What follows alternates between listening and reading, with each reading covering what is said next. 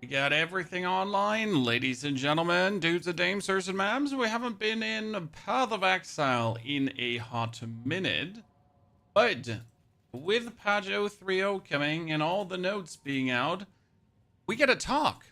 We gotta find out things. We gotta figure out stuff. We gotta look at the patch notes. And today we're gonna go through all the Ascendancy changes in detail and kind of find out the winners and the losers. I do already know Tactician stronger than ever. The actual Tactician, really good. The Ranger might become one of the best, the Deadeye. Then Amazon sadly ruined. Ritualist, so-and-so. There's quite some intriguing things going on. I think we're going to start with the losers. We're going to begin actually with the Amazon today, which got the critical strike. Notable passive skill has gain additional crit chance equal to 15% of access chance to hit instead of 25.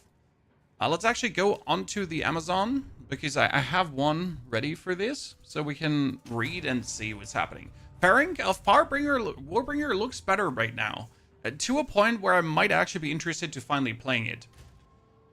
So far I have like ignored it, but we gotta potentially think about it. So what do we have? We got chance to hit with attacks exceeds 100%. Yeah, gain additional critical chance to 25% of success chance to hit with attacks. So that's 25, but it will actually go over to only be 15 now. And that's kind of like, that's a wholesale nerf, right? So we get Ascendancies. We're going to go for Amazon first. With Amazon. So crit hit chance down to 15% from 25%. That's huge, right? And the Elemental Surge notable passive, previously Elemental Infusion, now grants 3 surges when consuming a Power Frenzy or Endurance charge. That's actually good, right? So I like that. But Amazon going down right away here is just a wholesale nerf because that's what the whole class is. The Fissure Hammer is going to be so good, Faring. I'm so excited for that. But it's probably going to be Titan more than Warbringer. We'll have to look at it. It might also be instead of Titan Smith of Kitava because of the fire spell on hit. We'll pay attention to this. I'll actually look at the skill. What do I want to look at? Lightning Spear is also getting nerfed, right? So we got the nerf to Lightning Spear. What do we have here? That was Lightning Spear, right? Now fires 5 secondary bolts at all levels, previously 3 to 8, and no longer deals more damage when consuming a frenzy charge. Let's read Lightning Spear in total because I completely forget how Lightning Spear actually reads. Oh, Jesus Christ, I forget even the button to bring up the skill panel was G. Do I have Lightning Spear in this one? Oh no, this one was without Lightning Spear. I should have a Lightning Spear gem somewhere. I definitely have to play some Path of Exile before the new league starts because I'm so not used to it anymore, right? And I need to order this one finally. So Lightning Spear currently had, was it physical damage to lightning damage, more chance to shock, modifies to projectiles, gives more projectiles, yes. So then we got the lightning bolts going out, and it was fire 7 bolts. But it was also converts physical to lightning damage, and if we consume a frenzy charge, deals 50% more damage when consuming a frenzy charge. So you're only losing 50% more damage, right? If I read that correctly. Sorry, good to see you there. Howdy. So we fire 5 bolts at all levels. Let's write that down. Lightning Spear nerf. Only 5 bolts instead of 3 to 8. And 50% damage bonus from frenzy charge. Gone. Okay. What is it? But it still gets the bonus from throwing, right? Splits towards 3 targets when consuming a frenzy charge. So if you consume a frenzy charge, you might get not the damage bonus, but you still get the bonus fork. So that should actually work, right? But I don't see it as the tremendous nerf that people try to make it out to be. Because, yeah, sure, the thing does less damage. Yeah, sure, you get less bolts, but you do still get the bonus split, and you still get enough damage from the Lightning Spear. The biggest issue is the minus crit, probably. Because instead of getting now a massive bonus, it's just a minimal bonus. The new patch is not out. The new patch is out in 5 days, but we're preparing for the patch. So anyone that likes to bring something to the table, please do. Do we have the new passive tree hulking? We have the path of building already, and some things got updated here. They've already brought out a new update for the path of building, but sadly not everything. I would really like to see the complete new rework on the passive tree. Let's see what we have here. Atlas, passive tree changes, item changes, essence rework, passive skill tree changes. There we got that, right? We have here like the 15 new clusters and so on. We obviously don't have them. So this is something that we can't quantify in any way, right? How big of a W will this be? Because 25 new clusters is a lot, right? Like 23 new clusters in the Merc area, that could mean anything. It could mean more grenade damage, more totem damage, more bleed, more whatever, right? You also get like in the Ranger Huntress area. So that could mean that the Huntress like gets a ton more bleed stuff, and that bleed Huntress is better than ever. Because right now we get like bleed here, we get bleed over there, we get some bleed in this area, and that was it. But if we're now getting 23 more, right? Or 17 more clusters, that's crazy. It's tough to decide with the passive tree. It's tough to decide, but I think it's important to look at what's happening to the Ascendancies. I mean, really, the Amazon losing a lot of the crit, this is massive. Like this one being down to 15% instead of 25%. The Amazon is all going for bonus chance to hit. That's what the Amazon does. That's the class. Gain additional critical hit, chance equal to 25% of access chance to hit. That's it, right? You're just trying to hurt as hard as possible to get the biggest crit possible, and then attacks using your weapons have added physical damage equal to AC rating on the weapon, right? That's it. That's the thing. And if that's nerfed, why even play Amazon? Sure, you still get the elemental infusion stuff. So for me, Amazon is like definitely something that got bumped down in interest. Not too much, but definitely two big changes that influence it. Now, what else do we have? Well, we're going step by step through every single one, okay? So don't worry, we'll look at all the winners, all the losers, all the stuff that we have. Plus, as soon as we know more about the passive skill tree, we'll look at that too. Warbringer, Smith of Kitava. Smith of Kitava changes I actually found really interesting. I wanted to look at the Tactician, because Tactician is really nice. We've been actually playing... Is this my artillery ballista Tactician? So look at it. Do you think Acolyte of Chayula will... Yes, Perva. Acolyte of Chayula will be better than ever. Thank you for the super chat, by the way. Acolyte of Chayula will finally be actually a thing, right? Because currently it was just like, oh, Acolyte of Chayula. Whatever, you loser. No, that was a grenade Tactician. Okay. This was my grenade Tactician, but we're actually going to get a possible Siege Cascade Totem-esque kind of Tactician. Wait, where's it? We have a Spear Throw OP. We got the Dawn of the Hunt Tactician. I'm just checking what I had. We had Crossbow Merc. We had the... Oh, didn't we? Our last Titan wasn't our last... That was Totem Warrior. Smith of Kitava was Smith of Kitavaing. Just like wrapping my mind around what we all did with these kind of things, right? Oh, that was the God Project with the Ritualist. Oh, one important thing I forgot. Rake, ladies and gentlemen. So Rake is sadly nerfed. So Rake Stomping Ground doesn't work anymore. I think this is a big part of Amazon too, or generally Huntress, right? Rake Stomping Ground gone. This was something you were doing on any kind of Huntress. Any kind of Huntress.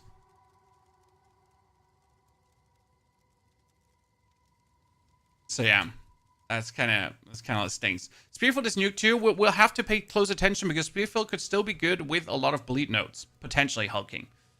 Because that's actually the only way how it could still be good. Paladin is coming in Season 10? No. Paladin is not coming in Season 10. What I wanted to look at the Tactician, it might be possible to play Tactician finally more as a totem character. Because we got the Cannons Ready notable passive skill now also provides +1 to the maximum number of summoned totems. And if I look at Tactician, we got the Cannons Ready is +1 totem. But why is this so interesting? Because there's a new skill coming, ladies and gentlemen. Okay, first we get Cannons Ready. Cannons Ready was totem damage. We get Unleash here. Skill used by totems have 30% more skill speed. Totems only use skills when you fire an attack projectile. This means that I have to attack for my totems to shoot. Okay? Now it says an attack projectile. Attacks are skills that directly use your equipped weapons to do damage to enemies. If I throw grenades, my totem should work, right? So these are attacks that are throwing projectiles. So if I throw an explosive grenade, if I pump them out, then my totems should also be pumping them out. I'm not crazy. I understand that correct. So I'm going to sit here. I'm going to do this, right? Bop, bop, bop, bop. And my actual totem on this side would do that too. But that's where it gets interesting. Because if we're now going for new skills, where was it? Futures, endgame. Oh, skill changes. Do we have skill changes? Base skill? No. Where were the new skills? Because there were new skills too. I gotta find them. They were further up the new skills.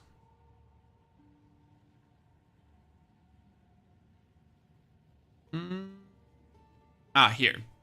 We got strength skill gem, toxic damage, frost darts, persistent buff, mortar cannon. Here, a strength dex persistent buff gem. Raise a cannon totem, which uses socketed grenade skills, with significantly improved cooldown recovery rate.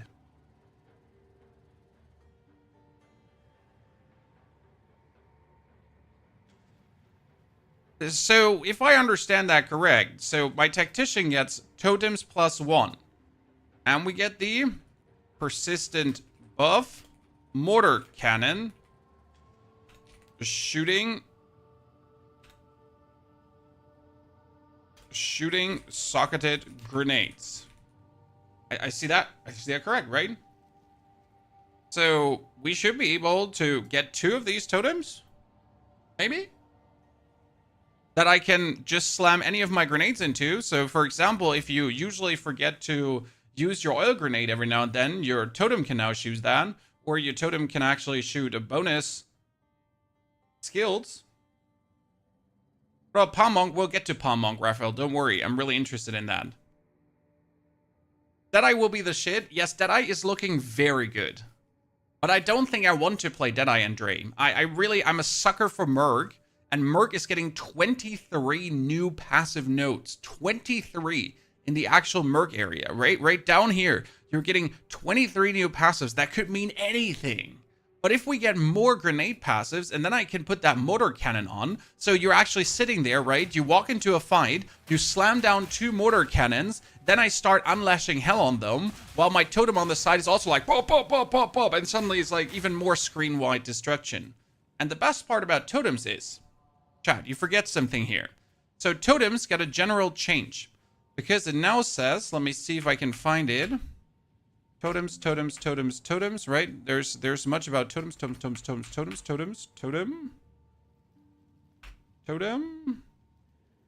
Ah, Shockwave Totem, Ancestral Totem, Artillery Ballista, and Siege Ballista use equipped weapons. They no longer have their own flat damage base, critical hit chance, or base attack time. Which I personally do find relatively interesting, because there is obviously the Ballista. Let me see if I can find it.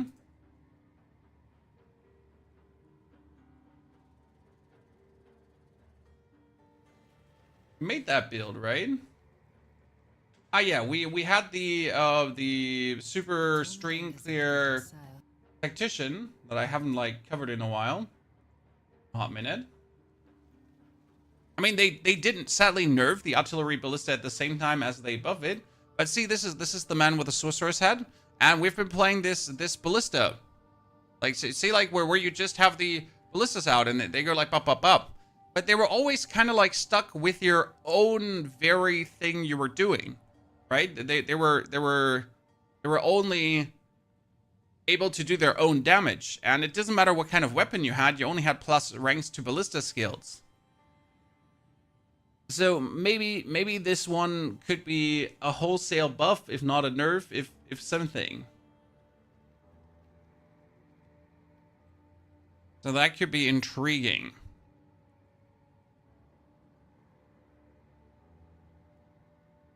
We got, was it artillery ballista and siege ballista? Now use your weapon.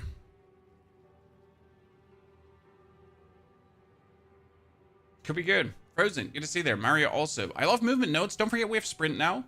Sprint is a big thing that we have that will allow everyone to move somewhat faster. But obviously if you have sprint plus movement speed, you should move even faster, most likely. Who knows? But also, what did they do to Ballista? I needed to read that because there was here. Artillery Ballista has been renamed to Siege Ballista. Exactly. Now has duration of 8 seconds, so you need a persistence gem on it. Bolt's attack speed is 25 base. There is a damage nerf. Radius is also nerfed. Explosion now deals attack damage, also nerfed. And you can get more explosion radius. The more explosion radius was actually interesting though, because there was something related to that. And the Ripwire Ballista has been renamed to Artillery Ballista. It now fires a hail of bolts into the air, landing in an area and hitting all enemies within the area a number of times equal to its projectile count. Bolts now fire 4 projectiles and deal 40% attack damage at gem level 120. Bolt's attack speed is now 25% of base versus 100, and the Ballista now has a duration of 12 seconds, 16. What I need to know is the Ripwire Ballista. I have never used the Ripwire. Like, actually never used the Ripwire Ballista. And I need to read what it says. Ripwire. Okay, right now it is... Ripwire Ballista is an emplacement that can tether enemies to the ground. Use this to slow your foes. I mean, sure, this was shit, right? Ripwire Ballista No one likes that. That's actually shit. So it was totem attack time, totem based critical chance is 5. That's actually good. Totem uses own weapon, but now it uses my weapon. Totem gains elemental resistance. Totem gains chaos resistance, and you get the bolts that are pins enemies as through dealing 600% more damage. Oh, that was a lot of pinning happening. Huh. Okay, has renamed to artillery and now fires a hail of bolts into the air. So instead of going forward, it goes like and then boom, it goes in an area down. And it pins still, right? And deals damage at level, bolt attack speed. So it still pins.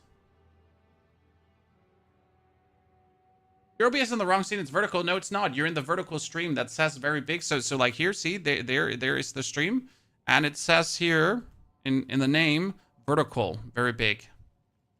So you landed up in one, like there are 2 streams here, a vertical and a horizontal one. All right. We got Ripwire Ballista now being artillery, correct? Artillery and shooting in the air. Good. I like that. And there's another interesting part. So we're not done with like going through the Tactician, right? So you also have the right where we want the notable passive skill now also grants projectile damage build up, because they changed this. If we're looking at the passives right now, we get the, so this one is Cannons Ready is now also giving you a bonus totem. So we get totem damage and it's a bonus totem. Then we get you get suppressing fire. And the right where we want them. Where's right where we want them?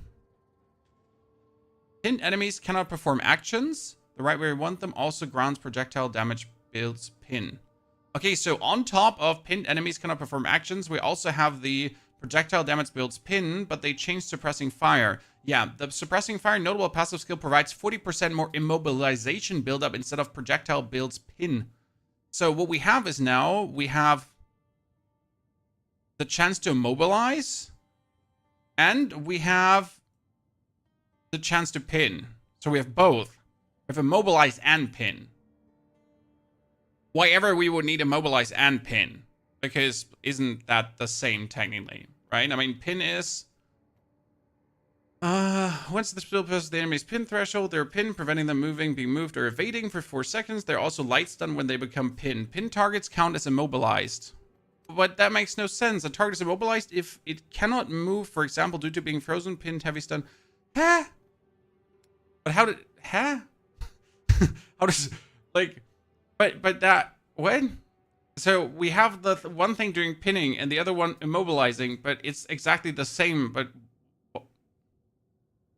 or is more immobilization pin up means more pin up. Oh, okay, so yeah, I get it. So the first one would buff everything, right? If it's more immobilization pin up, and immobilization in this case is everything, then if I heavy stun someone or if I electrocute or freeze someone, right?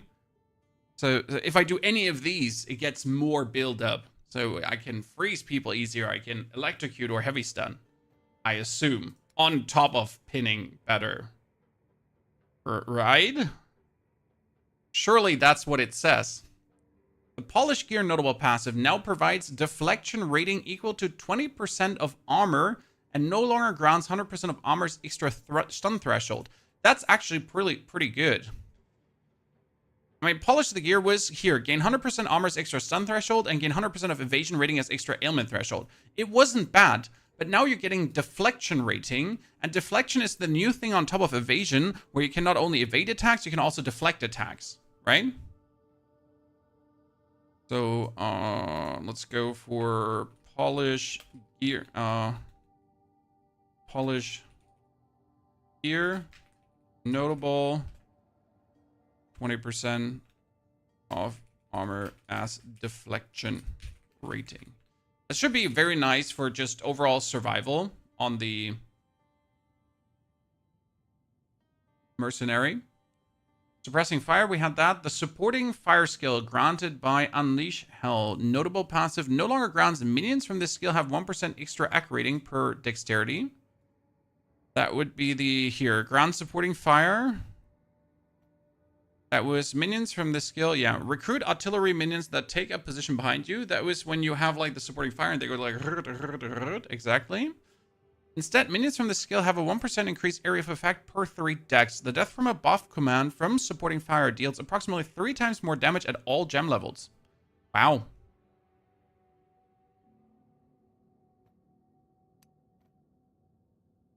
Okay. Maybe it's finally useful, because it was never good enough. What class will you play? That's what we're going for today. Ujar. We're going through everything. So we're going through every single Ascendancy. We already did the Amazon here. Amazon is looking more like a minus currently. The Tactician is looking like a plus. In total, what it's actually getting. We'll cover them all. This is going to be like a 3, 4, 5 hour stream. Like, we're going to take our time to really go through everything. Blood Mage looks really interesting. Blood Mage is getting a plus currently. Warrior is also looking really good. So that is if we want to do supporting fire build. Supporting fire wholesale buffed. That's really good. Like supporting fire getting like x3 damage. We're talking about x3 damage and area. I was hoping that the supporting fire would get like an insane overlap if you actually do this. Whoever pays the best notable now provides. There's no limit on the number of banners you can place. Banners have never felt good, so I'm ignoring that. But this one was funny. Added a new strategic embankment notable passive skill, which requires cannon ready. Okay, this causes your totems to grant embankment auras to players when placed, which grant a different effect depending on the variety of totem. So if I play now a totem tactician, and I would put down the shockwave totem, then all my totems around this would get a 30% increased area of effect. But also, if I put down a bunch of siege ballistas, they get 50% increased damage against immobilized enemies. And since I have immobilized bonus buildup and pin-up buildup right now, that should instantly happen. So siege ballistas itself, which I could already then put out more because this one is giving me +1. Could, like, yeah, they would just do more damage. Mortar Cannon grants 15% damage gained as extra fire damage. And that's what we want to do, right? We want to play Mortar Cannons together with grenades. Because then the Mortar Cannon is going to shoot out grenades. And on top, I would get more fire damage. You could also mix the Artillery Ballista together with the Siege Ballista. And then you would be getting 40% increased immobilization buildup together with a 50% increased damage against immobilized enemies, right? Do I sound crazy? Does this sound remotely interesting? I mean, we can play, yeah. Can play the artillery together with the ripwire ballista together if we wanted to, because the artillery ballista is now the siege ballista and the ripwire ballista is now the artillery ballista, and you can play those both together to just like rain death on the enemy.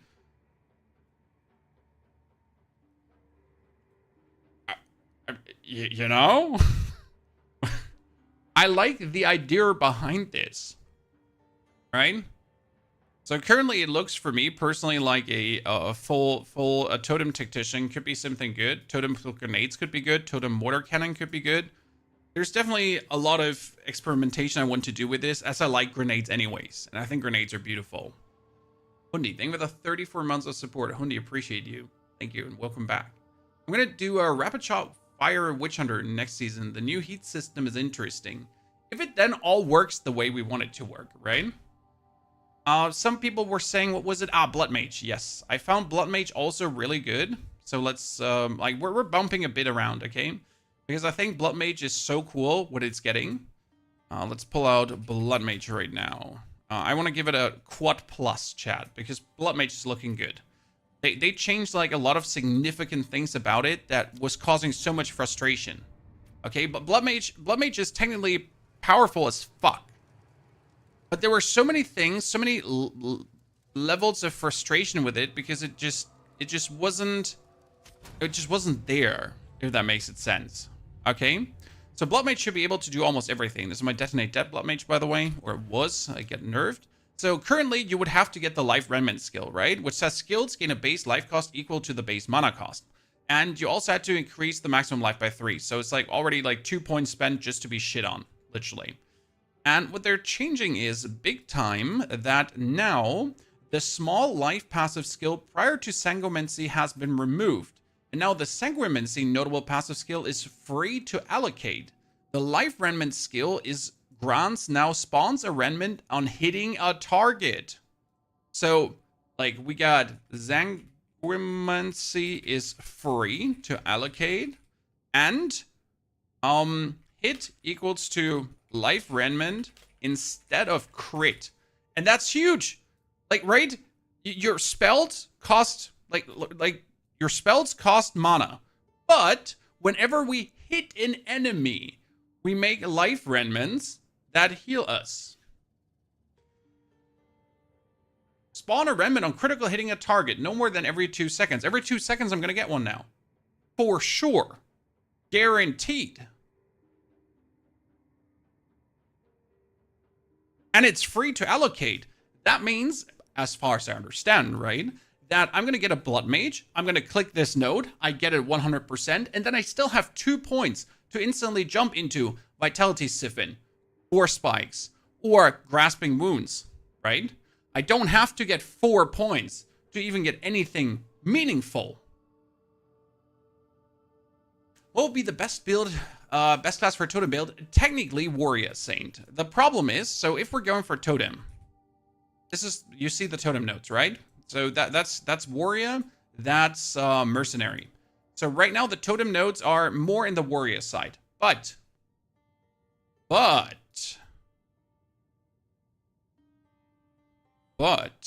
getting new passive nodes. So Mercenary is getting 23 new passive nodes.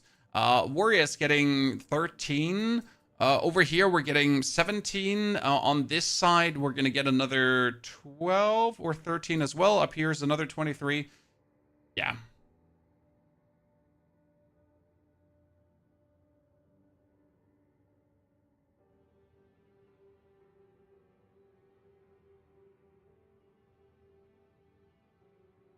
Okay, what do we have? The Gore Spike passive skill now grants 1% increased crit damage per 50 life and has swapped locations with the Thunder the Flash notable passive skill.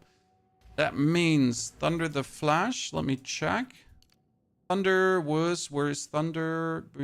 Blood Burst, Vitality. So they swap around. So I increase the base crit chance and then I get more crit damage.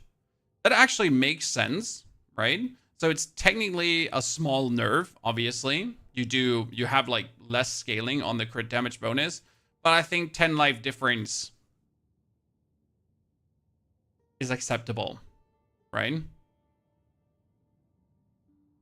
We get Between the Cracks notable passive skill has been renamed to Sanguine Tides and no longer provides critical hits ignore monster armor. Instead, it now provides gain 1 life flask per 4% life spend and 50% less life recovery from flasks. It also now has when your life flask reaches full charges, 40% of its charges are consumed and gain 1% of damage as physical damage for 3 seconds per charge consumed this way. So you want a life flask, pretty much, that has bonus charges, correct? And you want a life flask that gains a charge, or that gains more charges, or gains charges per second. And then you want to consume them and get tons more bonus damage, right? I'm in the mood. I think in the end, this will turn out to be a buff. Yes, the core spike swapping because you get the crit earlier. I'm actually fine with this change here. I like it. I mean, sure, ignoring armor was cool, but I like the fact that you actually get another damage bonus. Will it heal you when it consumes the charges? No, Duffmans, but you also don't need the heal from this, as you now create life remnants on hit and kill, so you should always have a heal going on. And having your life consumed in this case doesn't feel that bad. And on top of this, you're anyways getting 10% of spell damage leads as life probably at some point. So you should be always healed enough, right? You should always have the life remnants. You should critical strike and like, right? So having then the actual, it was here, Grasping Boons, Crimson Power.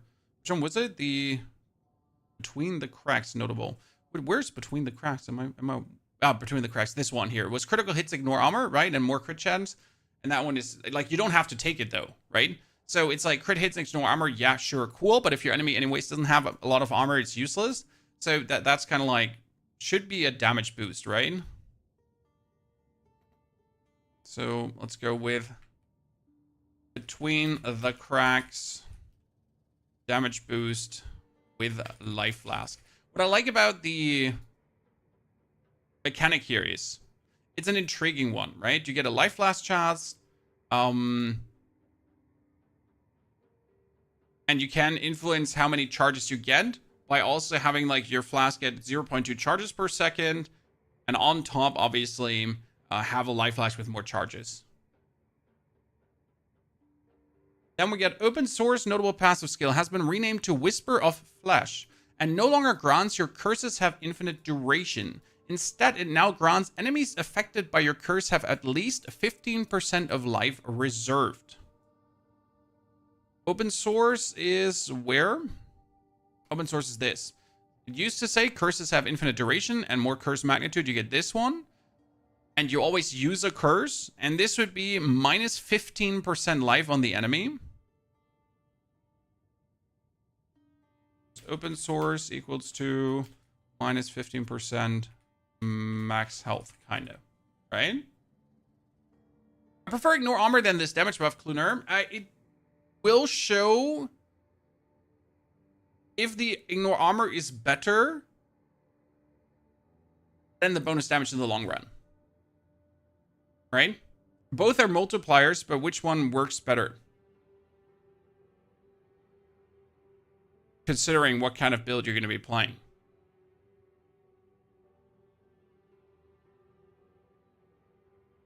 We'll see. Can turn out to be a wholesale buff. Can turn out to not work too good. Don't forget, Witch is also getting more passive nodes on the top. So maybe we get something to interact with armor to already ignore some armor from a passive. There might be another keystone coming. Who knows? Right? That's something that we can't say much about on how it will work.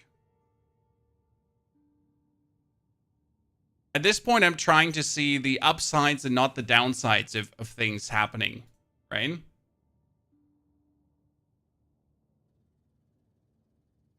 I'm not sure if this one is going to be good, because an enemy having 15% less life, but your damage is still the same, so you just kill them. You only have to get 85% gone, But if you do more damage, like, what do you care about the 15%? Right?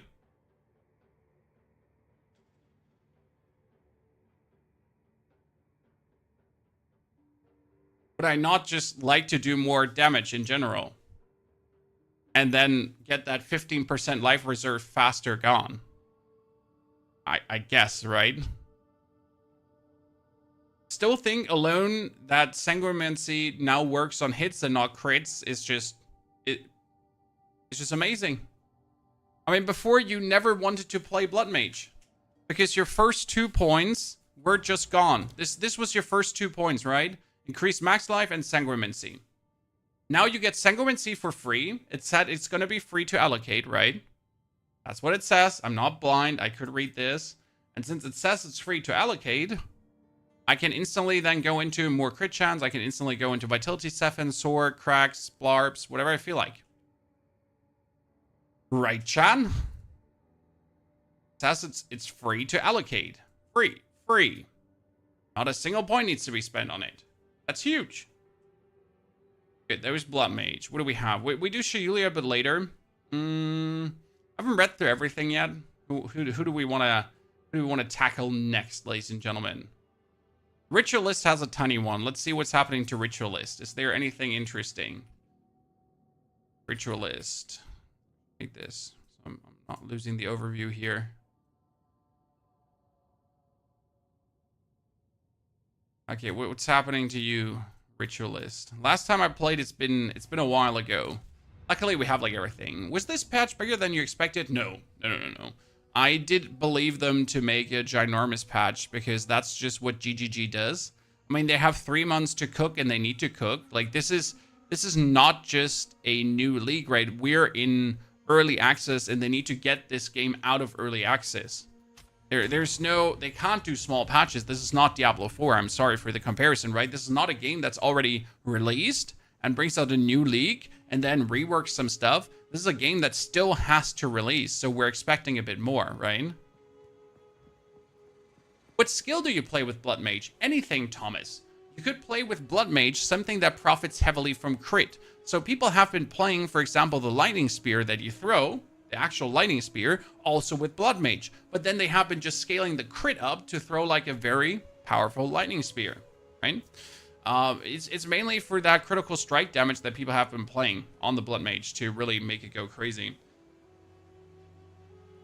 I have been playing Detonate Dead, for example. So I used my minions, and then I detonated them, and I used that bonus spell crit chance to get my Detonate Dead to a very nice crit value, to then have, like, cast on crit with more Detonate Dead, and then the max life of minions for more Detonate Dead, and it was like, whoop, whoop, whoop, whoop, whoop, whoop, whoop. Insane.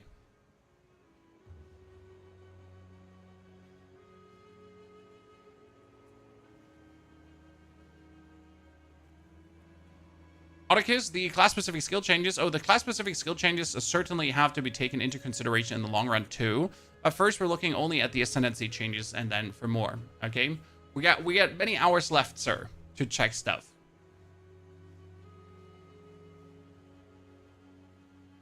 Will it be entirely different builds? Yes, so I will say, Anubis, I will definitely be having to make a new leveling guide, because the problem is that Stomp doesn't work anymore.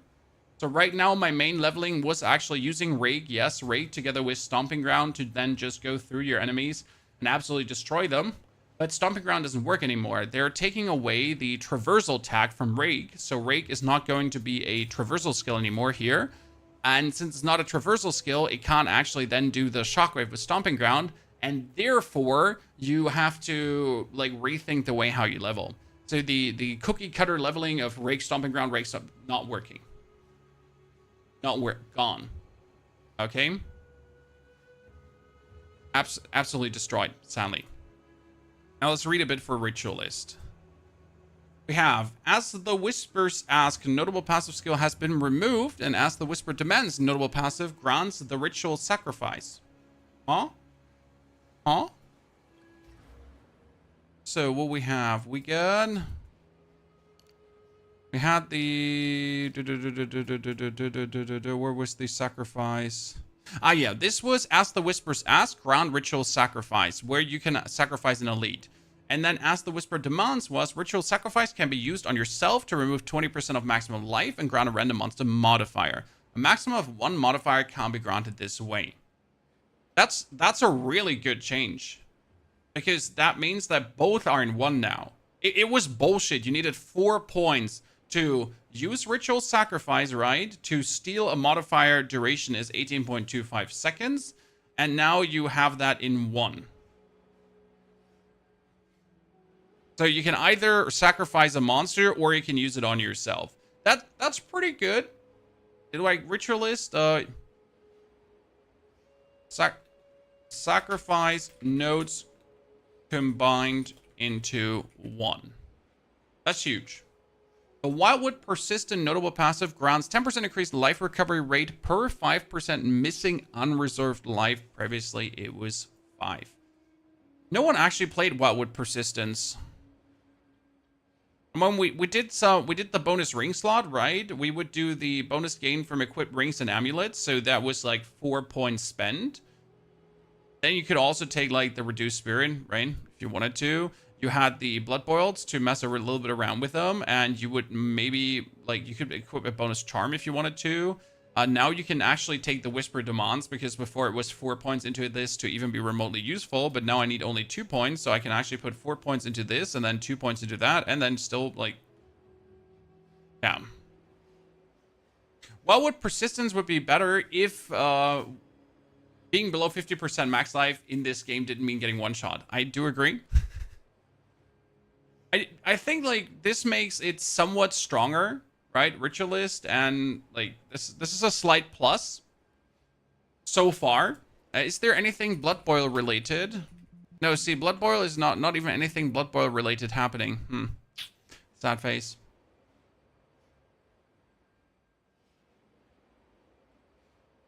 Assuming there's anything like happening in that. So I guess this is a minor plus, but nothing like. Is this going to make you play the Ritualist, chat? Tell me. Are you planning to do classes and ascendancies? Steven, I will, in the new patch, as I did before, play every single class and every single ascendancy from 1 to 85 again.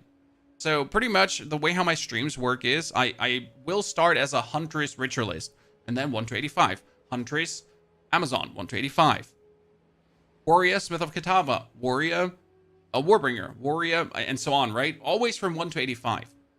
That's what I do. That's how I do my guides and my builds, because that's how you play, right? You want to get from level 1 to 85, and optimally you would want to play one ascendancy and not swap them. That's how I generally play. And then sure, after 85 there are other builds too with uniques and so on. But you might not trade, you might do solo self-found, and you might not have the uniques. I'm here to give you builds for the casual gamer, for the casual gamer dad, mom, and so on. I'm not here to make the absolute ultra super duper flooper, like I can do Arbiter plus 20, right? Big dig super slapper builds. I'm making realistic, achievable builds for everyone. And that's what I've always done. Smith of Kitava. Yes, that's what I wanted to look into, because Smith of Kitava is actually getting new skills. So I really want to... well, Warrior is getting generally new skills. We have Smith of Kitava. It's technically getting, like, some nerf. Technically getting some buff. So I gotta look into that.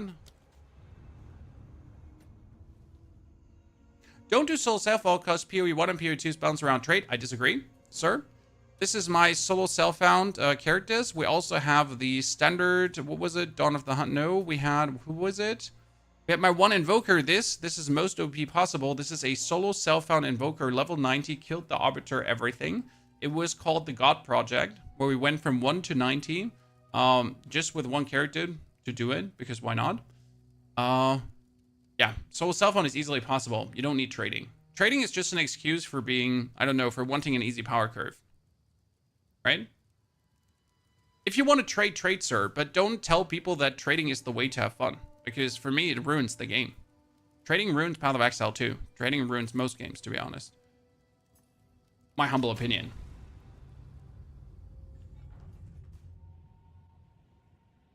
What do you think about endgame now? Better or are you not interested? I mean, after 85, I will always stop. Maybe to 90, Steven. But I don't see a reason to play much of the endgame. I mean, chasing levels is not fun. Killing all the pinnacle bosses once? Yes, absolutely. I love that they changed the endgame. So I can make a character from 1 to 85. I can kill all the pinnacle bosses. I can get my 4th Ascendancy. And I can be done with that character. Right? Smith overall nerf to be set. Exactly, let's look at it. The flowing metal notable passive now causes body armor to grant 35% of armor to also apply to elemental damage from hits. Right? Let me reread this. I need to check out flowing metal first. Where is flowing? What does flowing say? Flowing says body armor grants 5% maximum fire resistance. Okay. Now it says notable passive skill causes body armor to grant 35% of armor to also apply to elemental damage from hits. So if I take elemental damage from hits, then 35% of my armor is also going to protect me from that. If you don't have maxed out fire resistance, and if you're not using my maximum fire resistance is my other resistance kind of shebang bang, right? I mean, like, technically, Coal Stoker was useful, right? Modifiers to fire resistance, also ground, cold, lightning, and so on. But if we have, like, now just have my armor wholesale remove elemental damage, isn't that above? Or do I see that wrong?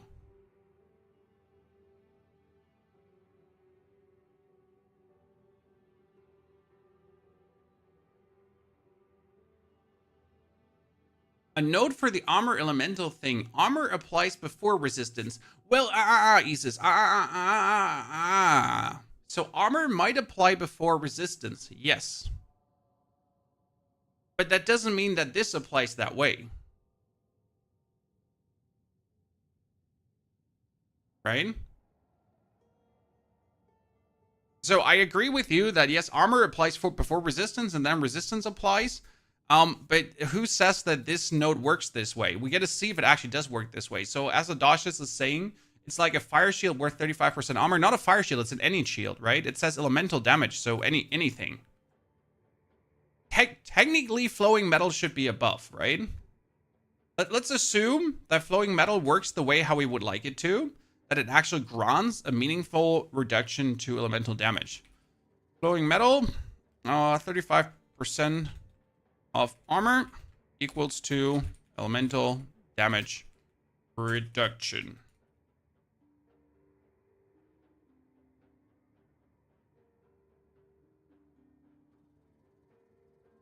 I mean, obviously this can't be tested right now yet, because it's not in the game yet. The leather binding's notable passive skill causes body armor to grant regenerate 3% of maximum life per second. Previously it was 5. Well, that's obviously sad. No one likes to regenerate less maximum life, especially since they nerfed. Did they not nerf strength? Oh no, that was for Giant's Blood. Yeah, if you use Giant's Blood, you get less life from strength.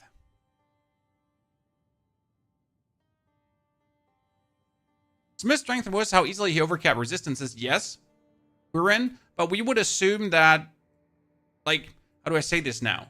If this thing doesn't work, you know, if this thing does not do anything meaningful, then you might as well put Smith of Kitava in the trash. Because I fully agree with you. The reason to use Smith of Kitava was easy resistances.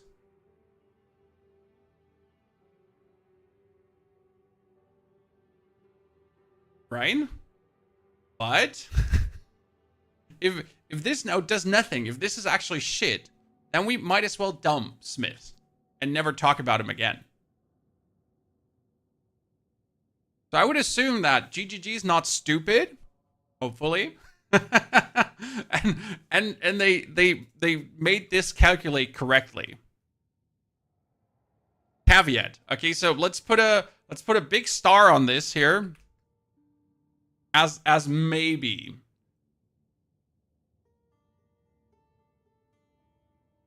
The manifest weapon skill granted by living weapon notable passive no longer grants minions from this skill have 1% increased accurating per 3 decks Instead, minions from the skill have 1% increased attack speed for 3 decks. I still don't see how Manifest Weapon will ever be good. I'm sorry, right? I kind of wanted Living Weapon to be a cool thing. But I mean, having it have more attack speed is cool. So we're going to have more dex, more attack speed. We're going to have more strength, more damage. So technically it should make it powerful, but it's just not, right?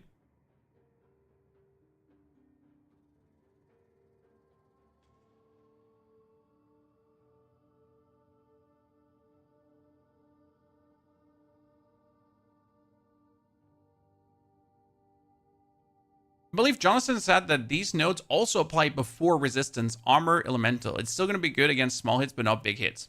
I mean, nothing is good against big hits anyways, right?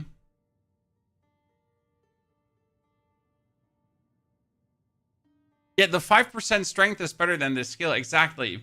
Like, I don't know what made them, like, still make Manifest Weapons, sadly. Sork? No, we haven't done Sork yet. So far, it's Blood Mage, Ritualist, Tactician, Amazon, and now Smith of Kitava. And it's not looking good for the Smith of Kitava. The small passive providing fire resistance now has a value of 8, previously 15. Why ever they would nerf this? And the small passive skill prior to living weapons grounds 5% increased strength. Like, I mean, that's insane, right? As you said, like, so they, like, you get 5% more strength. So 5% more strength with small passive node. That's it. So if we're playing Smith of Kitava right now, we have body armor grounds 20% increased strength. Yes, ka-ching. We have 5% more strength from this node. And then the only thing we would have to hope for is that fire spell on hit would actually work. Because this is what I've been using. I've been experimenting with Heat of the Forge, right? And what Heat of the Forge did on this one was I was leaping around and I was creating solo orbs as I run around. And my solo orbs were giving me... What were they giving me? My solo orbs were giving me... Font of Rage, Font of Blood. Yeah. That's what I was doing. It was kind of fun, but it was also shit. So sadly, we're not getting any new fire skills, right? I was actually looking for this. Like, do we get something meaningful? I mean, we get one more skill, right? We get one cool more skill. That's like the Forge Hammer, but the Forge Hammer is a attack, right? The Forge Hammer is not a spell. Actually, was it mentioned if it was an attack or a spell? I think it counted as an attack. Someone have it for me? I'm not sure if that was in the trailer. Was that in the trailer? They showed things. Forge Hammer's a slam attack, yeah. Shit. Does POE 2DB have the skill already? Did they add it? Because they screenshotted it out of the, I think it was shown in the video, right? Was Forge Hammer shown?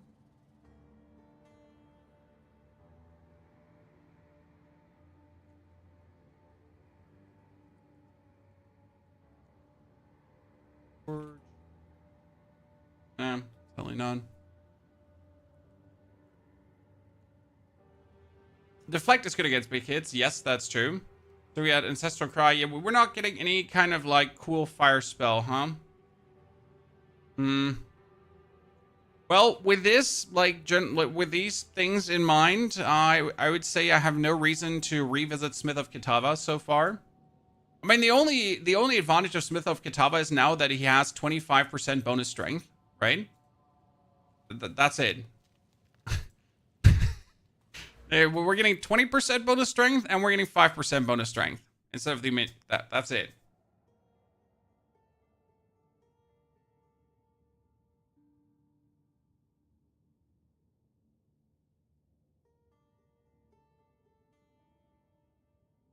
Is more strength a good thing? More strength is always a good thing.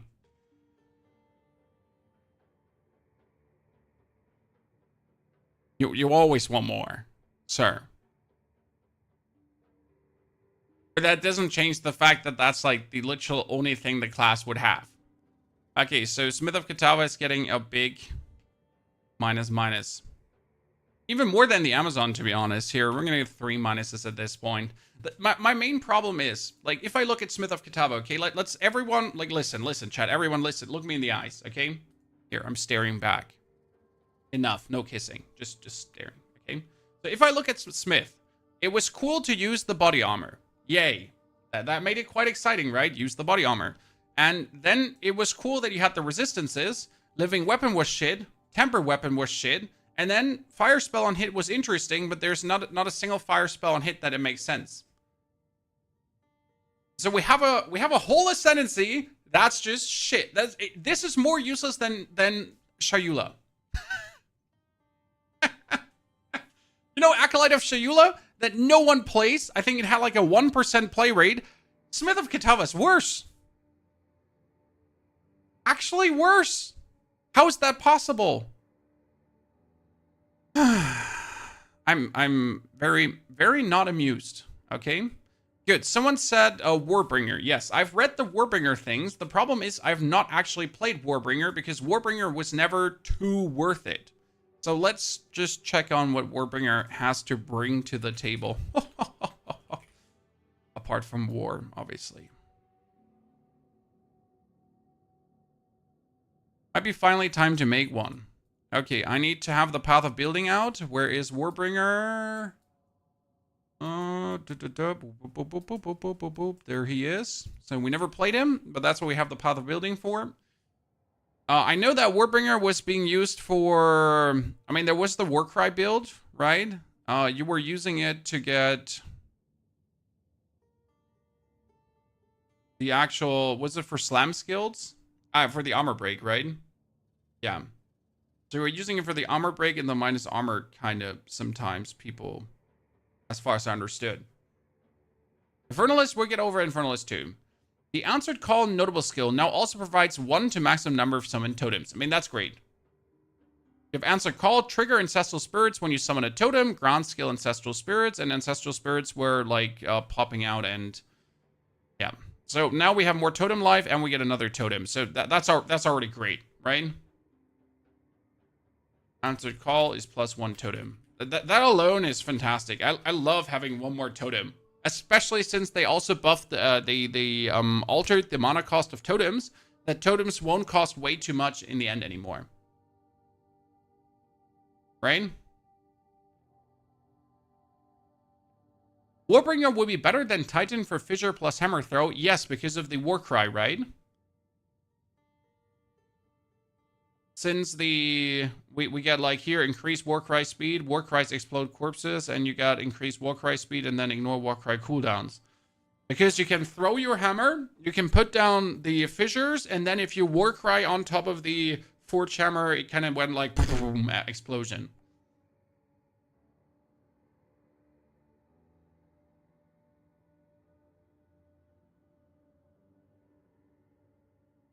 As far as I understood how the Forge Hammer works, right? Okay, the Ancestral Spirits granted by the Answered Call notable passive no longer grant minions from the skill have increased AC rating per dex. Instead, minions from the skill have increased attack speed. Okay, Ancestral Spirits attack faster. Cool. Ancestral Spirits attack faster. Dex stacking. The cooldown thing is useless for Forge Hammer. I don't know. Can Forge Hammer only explode once, or can it explode multiple times?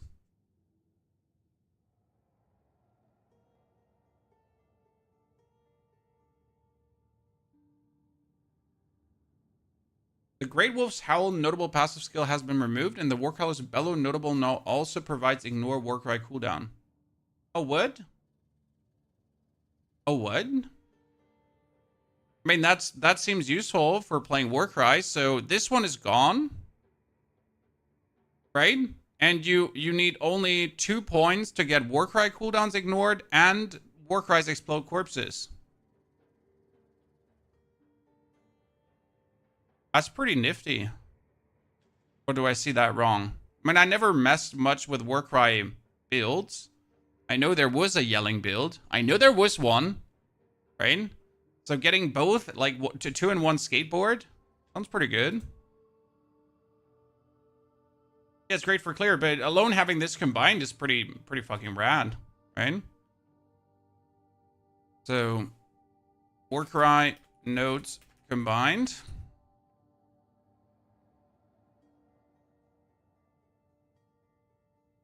Node for Warcries with one less Warcry speed Ascendancy node and Seismic Cry no longer having Warcry speed on quality. The Screamer build is a bit nerfed. I never found the Screamer build too interesting though, but it's just interesting to see that they're combining this. The Renly's training notable passive skill grounds 35 base chance from equipped shields. Ah, yeah, they are nerfing block, right? As far as I understood. The Turtle Charm notable passive no longer grounds 25 less block chance or can block damage from all hits without shield is not raised. Instead, it now provides you take 30% of damage from blocked hits and maximum block chance is 75%. Yeah.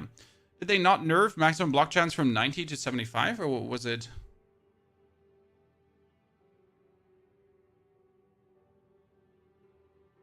The new Warcry that seems OP, I've seen it, yes. Yeah, it's from 75 to 50. Thank you. Thank you.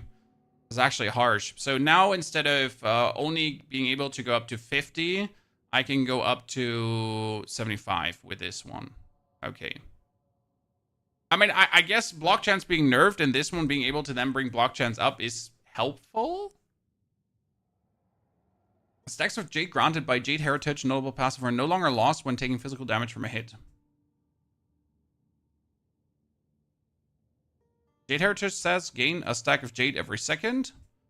And then you get Encased in Jade. And you lost those stacks of Jades if you were hit.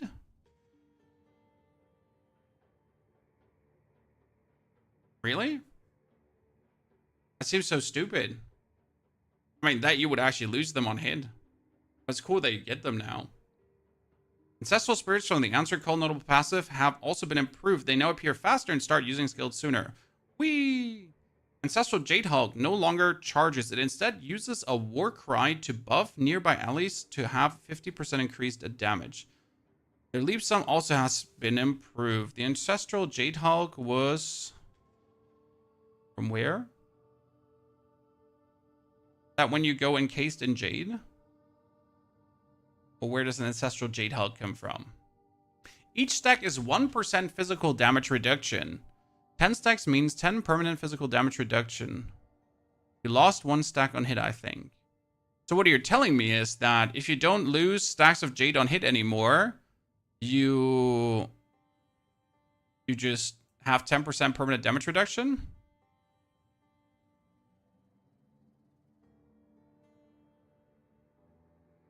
Ladies and gentlemen.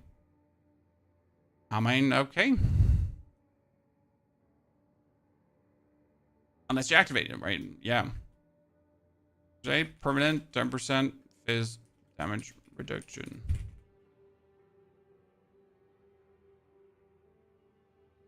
Ancestral Jadecaster has had its spellcasting range increased. The Pinning Jade Storm has area of effect. Ancestral Warhorn's Horn buff is also an Ancestral Spirit's total aura has had its area of effect increased. So far from what it seems like, the Warbringer is only better than before, right?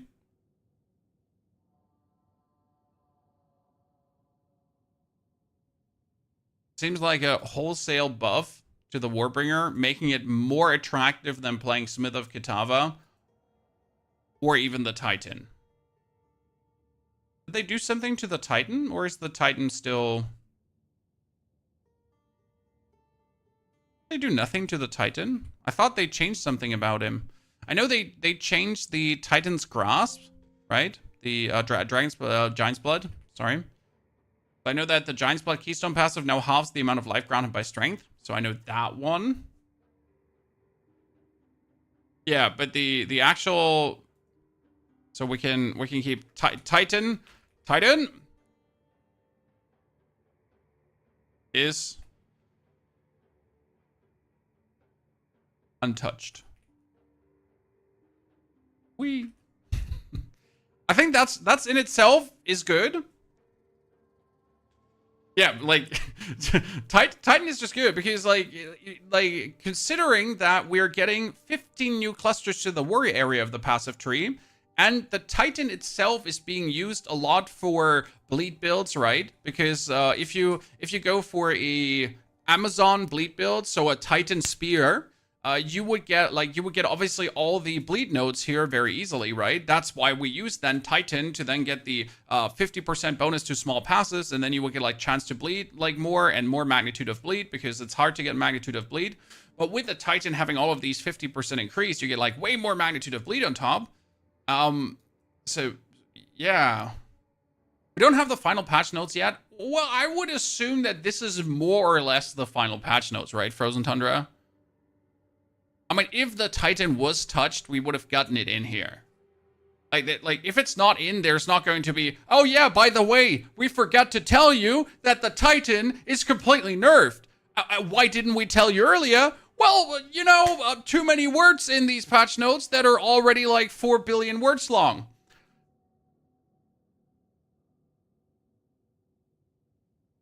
You're right, it could still happen, but I'm rather surprised if. You know? So suddenly out of the corner, Jonathan like, oh, by the way, I forgot. That might be something that GGG does actually. There's a chance. There's a chance.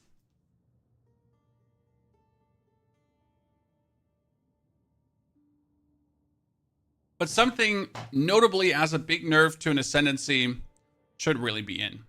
Okay, let's look first at the Chronommancer, because Chronommancer seems minimal, but I actually didn't read through it first. I'm gonna open up the Chronommancer. And last time I played Chronommancer, it was a Fireball, Frost Wall, blasting Chronommancer. And it was really fun to play. We get Stormweaver, Huntress, Infernalist, Invoker, Blood Mage, Chronommancer. There we go. The issue is they kind of nerfed the ice walls, and that makes me really sad.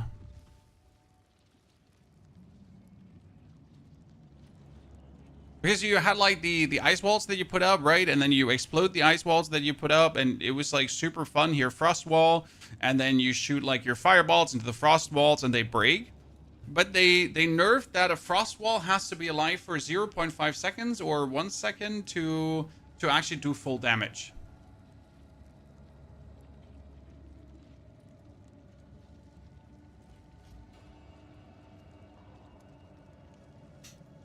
Let me teleport back to where I belong. Warbringer with Fissure Hammer Warcry. I think everyone wants to try the Throne Hammer. I'm also very much going towards it. Does anyone remember where the video clip was in with the Fire Hammer? I just know that the Fire Hammer is in the patch notes, like for the people that haven't seen it.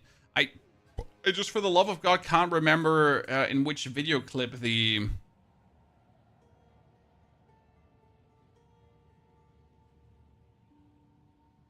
actual hammer was. Does anyone know that off the top of their head?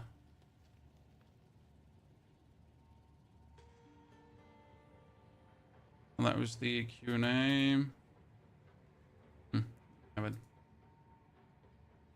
Yeah, there was a clip in the showcase. I know you have the Forge Hammer in here when it comes down to the new skills, right? New feature Sprint was here, new support gems. And then we had skill changes. And there was obviously here the Forge Hammer. So he throws that hammer, right? And then he war cries and it goes out and it goes out and goes out. This one. Thank you very much, Udi. Thank you very much, Nocturnus. Let's see. Oh, that's amazing. Thank you for finding it so quick. Skill changes. Do we have the... there it is. And that was fire.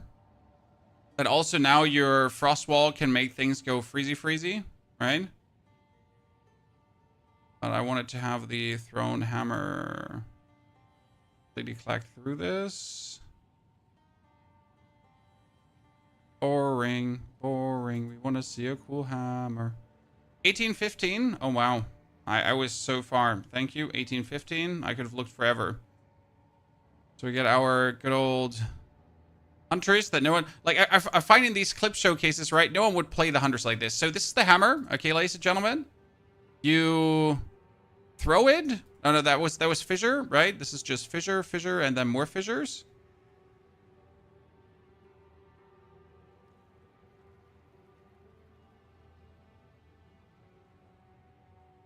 And we like that.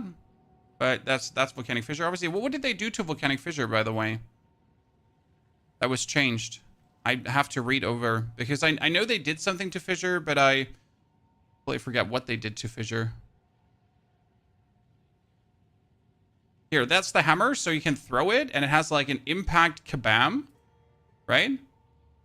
Where reading converts 30% of physical damage to fire damage. While dual wielding, both weapons hit with 30% less damage. Impact radius is 1.8 meters. Hammer duration is 12 seconds, and cooldown does not recover while hammer is lodged. Then you can pull the hammer back, Thor style, if you like to. So you could also just throw hammers and call them back, like, right? which I find like alone this. And then you can Warcry to have it explode. Do they ever show the fissures here? They never show it, right? Oh, you absolute twats. Why did you never show that to me? I mean, I know the fissures are triggered by that, but... Oh, by the way, if you then slam into the fissures get triggered too by the slam attacks, correct? Okay, fissure itself has 3 branches now. That's what you're saying, right? So fissure itself is getting 3 branches. And then we got the... Did they do something to Molten Blast too? Okay, the fissures are activated by Warcry, but only detonate by slams after that. So we get a Warcry it to activate the fissures, and then we're going to slam the fissures to have them pulse. I get it. I mean, I'm going to be happy if we can finally play Molten Blast 2 more. So we gotta have to read into this a little bit more. What do the patch notes say? They have the words in it though for like Chronommancer's like a thing. So what do we have with fissure? Fissure. We're not looking for those abyssal fissures, right? We're looking for fissure. So first we had the Forge Hammer, which had the hammer. Then a hurl fire hammer that slams into the ground. Right while the hammer is lodged in the ground, reusing the skill recalls the hammer and resets the skill's cooldown. Using a Warcry near the lodged hammer causes it to shatter. Yeah, sure, I get that. Volcanic Fissure. Okay, now creates 2 branches that emerge from either side of the main fissure. The length of the fissure is now affected by area modifiers. Okay, the more area I have, the longer the fissures. It has a minimum gem level of 7, previously 9. It has 80% physical damage converted to fire damage. It was 60.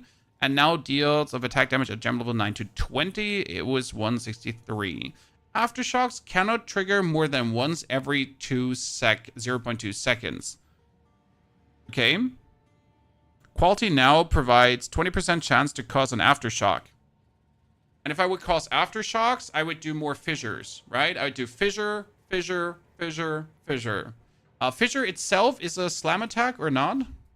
Sorry, we get Chronomancer in a second. I liked fissure always, so I will have to look into this. Like, it seems very cute to me. Right?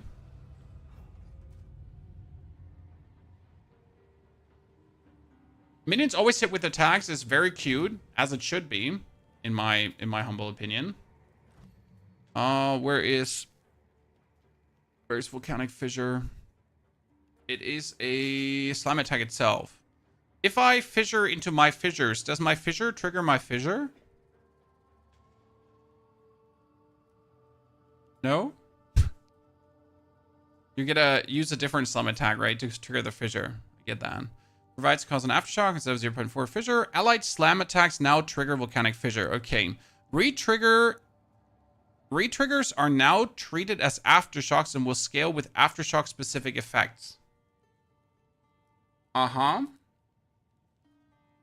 So if I retrigger a fissure and I have a chance for aftershocks to make more aftershocks, that would apply. If I have aftershocks deal X more damage, that would apply to then the aftershocks, right? Yeah. But that would buff the Titan, wouldn't it? Yeah, as you say. Because the Titan has, where was it? Blah, we had chest, passive skills. 20%, 25% for slam skills you use yourself to cause aftershocks. So, like, this would boost the fissure itself to actually aftershock, potentially. Then slam skills have an increased area of effect that would make fissures longer already. Slam skills have area of effect would make fissure skills longer. And then every second slam skill you use yourself is ancestrally boosted. I mean, I guess it wouldn't hurt. Look for Ancestral Cry. Oh, I've seen Ancestral Cry. Don't worry. I was just looking at Fissure. I wanted to know more Fissure-related stuff. Which other skill do I wanted to look at? It was Fissure, and it was Molten Blast, because they did something to Molten Blast. Molten Blast now steps backwards instead of forwards if you use while moving in the opposite direction to where you were targeting or attacking in place. It now inflicts 200% more flammability and has 100% more ignite duration. The secondary projectile count can no longer be modified. Nah, not too excited. Not too excited. I mean, we'll definitely mess with fissures. At this point, I have no choice. Because Fissure just looks too cool, right? How can we not want to play like a Fissure-related warrior that really goes out and then fissures and then more fissures and then like this is the moment you want, right, Chad? Yeah, fissures with aftershocks into fissures with aftershocks.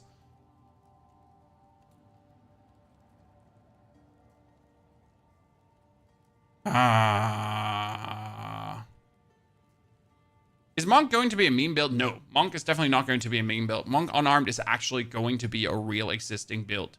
So we get the Forge Hammer, and yes, what chat said is that on top of Forge Hammer, like wait, I can go for Forge Hammer here. We get the Ancestral Cry. Perform a war cry using glory. That means we gotta build up glory first, gained by igniting enemies to turn you into an embodiment of Kayan. So we gotta ignite enemies, which can be done with a fissure, I guess, right? While embodying Kayan, your footsteps trigger volcanic steps, melee strikes and slams are ancestrally boosted, and your melee attacks trigger volcanic eruption. Which means that if we turn this cry on and we get that Forge Hammer into the ground and there's volcanic fissures everywhere, suddenly it's gonna be like, whoa.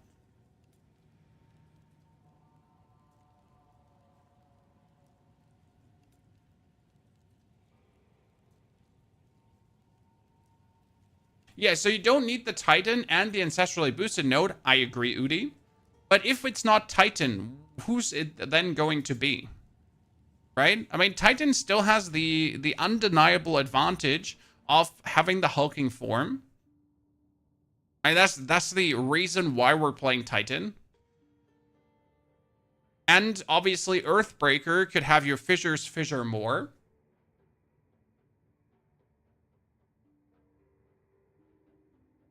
Would that want to make you play the Warbringer?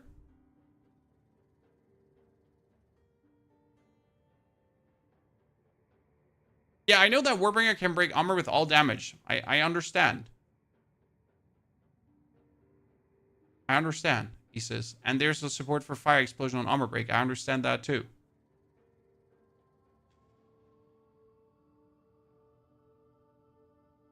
Warbringer on the city on Warcry, would that be better? But we only need one Warcry, so I don't see where we would need more Warcries. Because you're going to throw one hammer in Warcry and everything should be dead, right? I mean, it's not like that we hammer Warcry, hammer Warcry, hammer Warcry in the second tag. It's like hammer Warcry, everything dead. Then hammer Warcry after, like, right? And next second, everything dead again. I guess the main reason to use Warbringer is to go for the 75 block and because it's new. There's a new notable which makes your armor break apply to increased fire damage. What is it called? Finding that one is going to be something. Wait, I'm just going to just look for notable. Is there notable? Aftershock Totem, Inferno Cry, Volcanic Fissure, and Warcry be great if so. That's what I wanted to know. Can the Aftershock Totem trigger the Volcanic Fissures? Some stuff was leaked. Okay, that's good to know. Some stuff was leaked. Well, I don't know about leaked stuff. I haven't looked into that. What we're assuming right now is that we want to play a Warbringer Fissure build. Yeah, it says allies trigger fissure now. I understood that. So and totems are allies. So if allies trigger allied slams now trigger volcanic fissure. So technically, if you use aftershock totems, shockwave totems, they should be able to trigger volcanic fissures. Here's the support gems leaked. Check.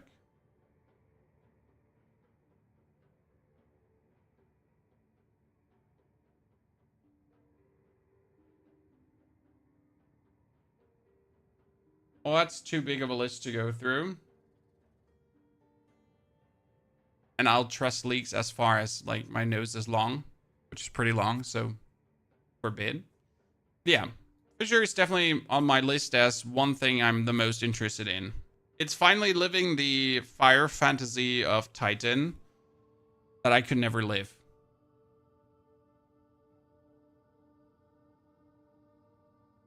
I was sad. I just wanted to do that. Okay, we got Chronommancer. Yes, that's what we wanted to check out, right, ladies and gentlemen? Let's log over to Chronommancer. By the way, hi, thank you for all being here. Pleasure to meet you all. As you can see, we play every single class, every single Ascendancy. We do everything, and then a little bit more. That's why we're checking up on all of this, to know what we would like to play or not. Okay, Chronomancer. The Flood of Echoes notable passive has been renamed to Inevitability. It no longer grants you the Unleash skill. It instead now grants a new skill, Inevitable Agony, which curses all targets in the area after a short delay, causing a portion of damage they take from hits to be stored in the curse debuff. When the debuff duration expires, they take that stored damage again all at once. I need to look at Flood of Echoes before I get Apex Moment. Quicksand, Flood of Echoes was Grand Skill Unleash, and Unleash was infuse yourself with temporal magic for short duration, empowering the next spell you cast to repeat multiple times. Can empower channeling skills or skills with a cooldown. Oh yeah, yeah. We were using that for our ice wall shenanigans and for our fireballs. Yes. So no more spell repeats.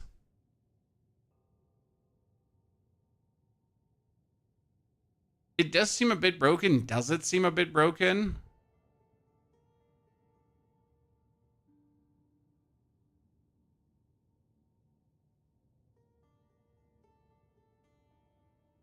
So we're going to do a lot of damage to the enemy. And then we're going to curse them. They're going to take a lot of damage they have taken into the curse. And then the curse goes boom again. Which means it's just bonus damage. And if we increase the curse duration, then more damage they would take. Correct? So the longer the curse is on them, the longer or the more damage they'll take later, all is one.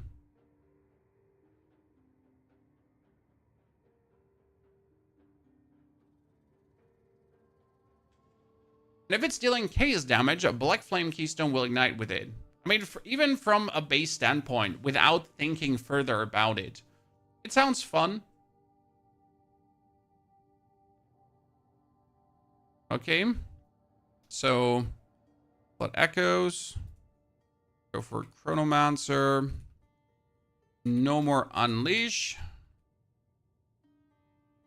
Instead, Agony Curse or bonus stored damage. Well, it doesn't sound too horrible. It doesn't sound too hot as well. It's like a little bit of both.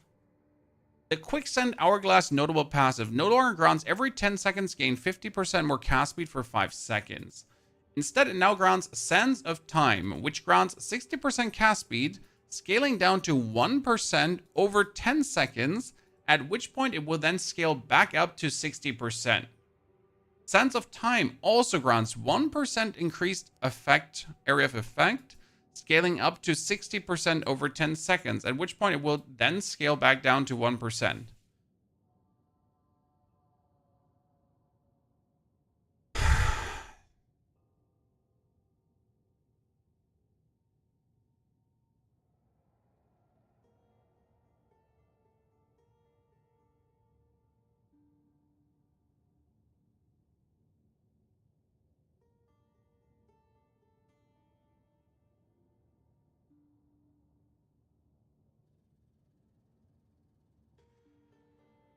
No.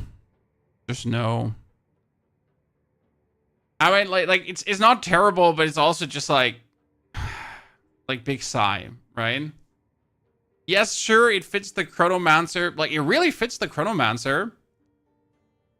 According to the wording it's together, well, one starts at 60, the other start at 1. So as far as I understand, they meet at 30, right? So if you have 30% cast speed, you have 30% area of effect. If it then goes down to 1% attack speed, you have 60% area. Then it goes back up, so it's going to be 20-40, 40-20, 30-30, 10-50, 50-10.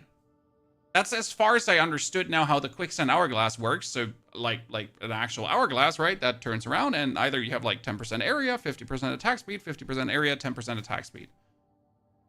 That's what I understood.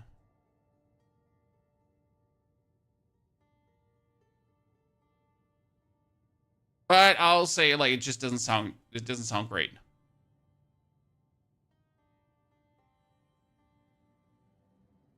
Like, 1 to 60% area and attack speed scaling up and down. Meh. I mean, right now that's a pretty neutral math for me. Sure, the bonus damage curse sounds interesting, but the Quicksand Hourglass notable just going down just doesn't sound like anything I'm even remotely interested in. I mean, you see, I have never skilled into this because I was playing a recoup Chronomancer, right? I was using recoup to get like infinite life, shebang bangs. That was good. I never messed around with Quicksand.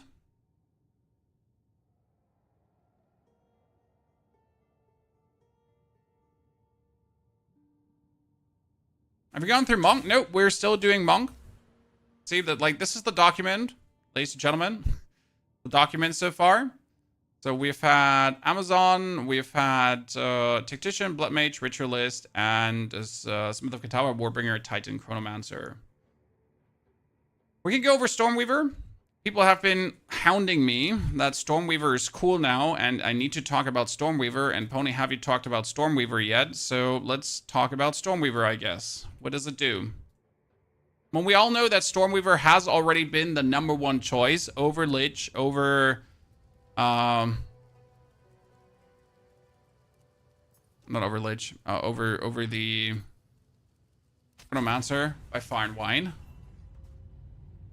Yeah, the most fun I've had playing Spark, honestly, my first Stormweaver is still Spark. Hasn't changed. Always been Firewall Spark, right? Put out orbs, do some frozen eyes, right? Have some fun. Like, hasn't changed. Has always been fun, has always been enjoyable.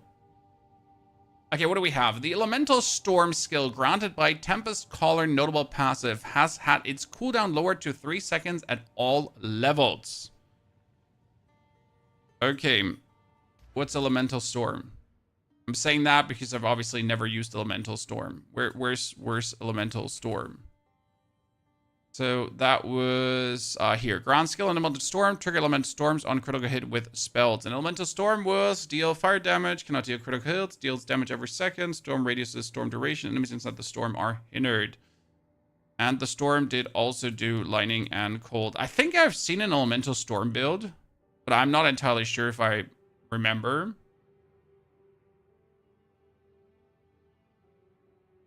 All Ascendancies buffed. Oh no. No.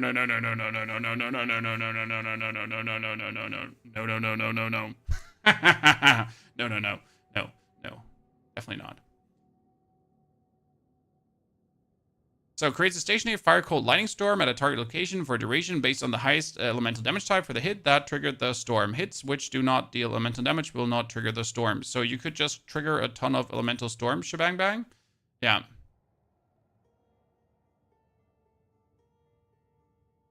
Trigger an elemental storm on critical hit with spells. I mean, it does sound cute, especially getting like a lower cooldown so you can do it more. But I've never messed with elemental storm, so I have no big opinion on this one being good or bad. But it's in there. Right, elemental storm down to 3 second CD from 5. A Rain Dancer notable passive has been renamed to Multiplying Squalls and no longer provides 150% more cooldown recovery rate for Elemental Storm. Instead, it now provides +1 to the limit of +1 to limit for elemental skills. Does that count for everything? For orbs too? I mean, right now it says Elemental Storm has more cooldown recovery rate. Yes, increased critical hit chance for spells, increased critical hit chance for spells. So I would assume that counts for everything. So you get more orbs, you get another Elemental Storm plus. I guess that's kind of cute.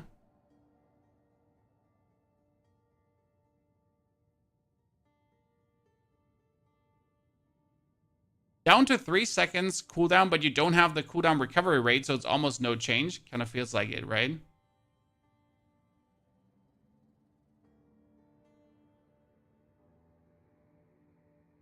I mean, I guess I like the elemental skills bonus. Yeah, that's +1 to elemental skills is kind of nice. What was it? Rain Dancer.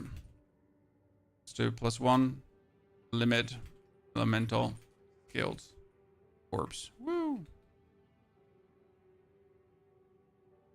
I understand +1 to limit. I understand what +1 to limit means. Don't worry.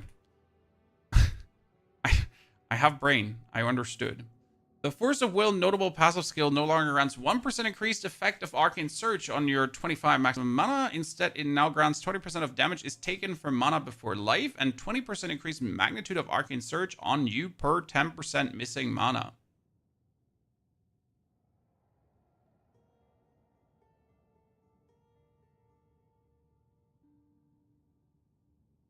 Sounds good. I like that. I mean, you get just free survival, right? Yeah, magnitude is good. It makes your Arcane Surge give you more cast speed and more mana regeneration rate, right? And that by a magnitude. Sorry, had a moment there. So the more I cast, the more I cast, the faster I cast. So the more I cast, the more mana I use, the faster I cast, the more mana regeneration I get.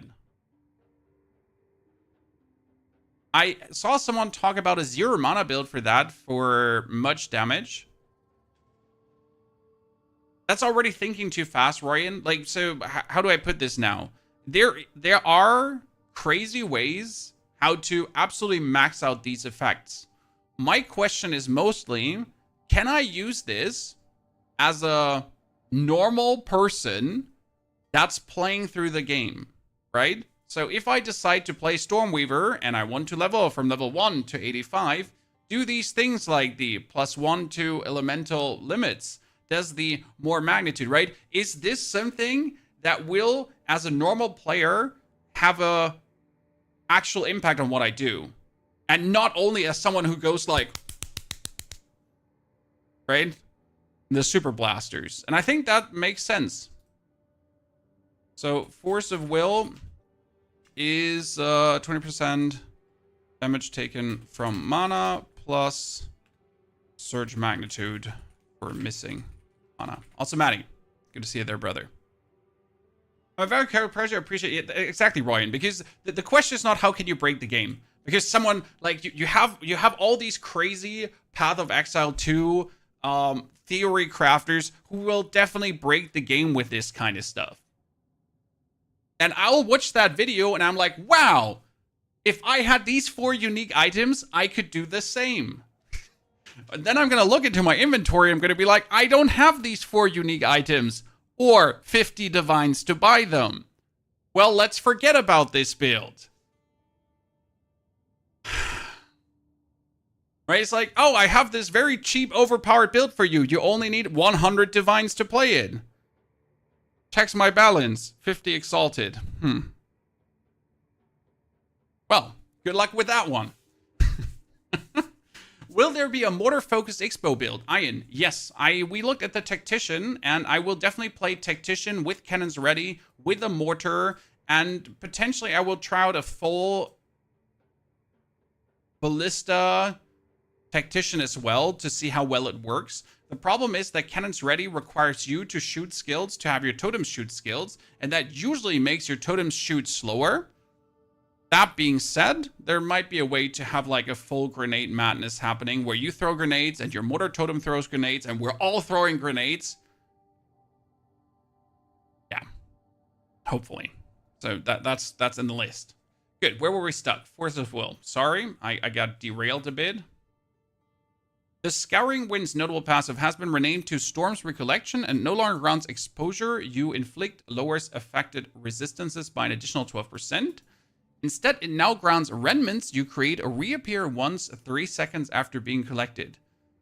With remnants, we're talking about these elemental infusions you can make now, correct?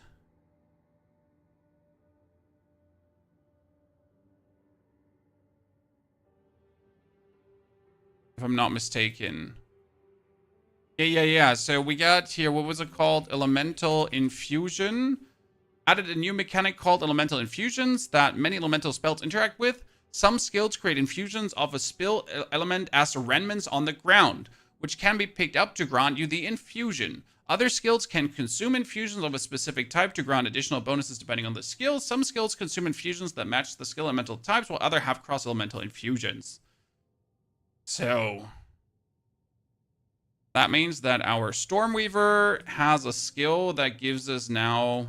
The problem I have with this is 3 seconds after being collected. So I create a remnant, and then 1, 2, 3 seconds later I can collect it again.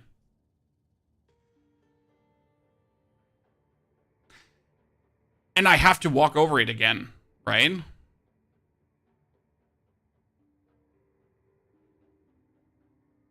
I guess in a boss fight, sure. But we'll assume that later you take, like, what, 10 seconds for a boss fight, 20 seconds for a boss fight?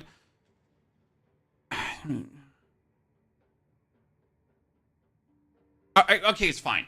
You know what? It's fine. It's not crazy. It's not, wow, what the fuck? This is the best build in the world. But it's fine. Yeah, fine. Why not?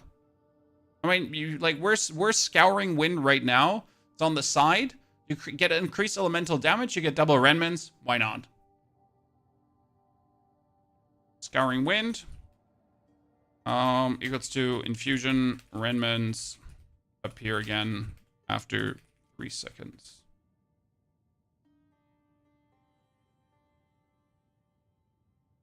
It's like making Deadeye collect remnants to get an extra frenzy charge. Hey, so... if you cast at a boss, and let's assume that boss fight is 30 seconds. So I'm casting at a boss, I'm picking up my infusion remnant, I do like a super blast, and then I walk over it again, and then I do it again, and then I walk over it again. It's probably not the most smooth gameplay loop to have to walk over them, but in Path of Exile, you're anyways moving, you're evading boss attacks, right? We're talking about a normal player, we're not talking about, like, fighting Zesh +4 and nuking him in 10 seconds. Like, it seems for normal people a good thing. Probably not for Ultra Blasters. Here's a support gem which can collect automatically. I remember something about that Art ZD, which makes this definitely more appealing. But then you also have to play that support on every single skill, I guess, right? That you or you have to play that support that you actually collect them. About the Tactician node, you don't have to shoot the grenades for your Cannon Nocturnus. Well, the Tactician node says that you have to attack for your totems to attack. The Heart of the Storm notable passive skill has been renamed to Refracted Infusion and no longer grants 40% of elemental damage taken recouped as energy shield. Instead, it now provides 50% chance when collecting an elemental infusion to gain another different elemental infusion. I can see where obviously with that now, Refracted Infusion and the double appearance, it makes more sense to play the double appearance in that case. But that also means that 4 points are gone, right? Heart of Storm is now, what was it called? Refracted Infusion for bonus infusion. So you make infusions to pick up infusions, to get more infusions, to retrigger infusions, to get more infusions, to make infusions, to then retrigger infusions, to get more infusions. Yeah, sure. I could see where this leads to an interesting loop. The first cannon attack in the clip, it shoots on its own. Yeah, it might shoot on its own without the cannons ready. Nocturnus, no, you misunderstand me. Let me see the mortar totem. Is there the mortar totem in, actually, because I haven't seen it? So we have the mortar cannon. Okay, so let me see. Raise a cannon totem which uses socketed grenade skills, which significantly improve cooldown recovery rate. Totem duration is 8 seconds. Limit is 1 totem. Totems gain amount of resistance and support. So we're going to put that in. By the way, before I say something, there was a word about you cannot put multiple skills inside things inside your skill page anymore unless it's the socketed skills, right? So I can still socket explosive grenade, but I can use explosive grenade. But I can't use 2 different levels of explosive grenades anymore. Correct? So now you're going to make a totem. Yes. And the totem shoots grenades. Oh, it looks so cute. So what I'm talking about is, just so you understand. Let's go out of the Chronommancer, the Stormweaver quickly. For the Tactician, the mortar totem itself is not created by Cannons Ready. Okay? What Cannons Ready does, this one will give you 1 more totem now. Okay? And it says skill used by totems have 30% more skill speed. Which means, like, cool. But totems only use skills when you fire an attack projectile. So I have to do this to have my totems shoot. Okay?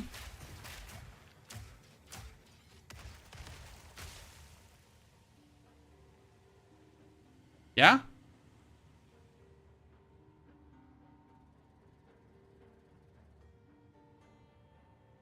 I need to see this skill again for a second, by the way, because I ignored something there.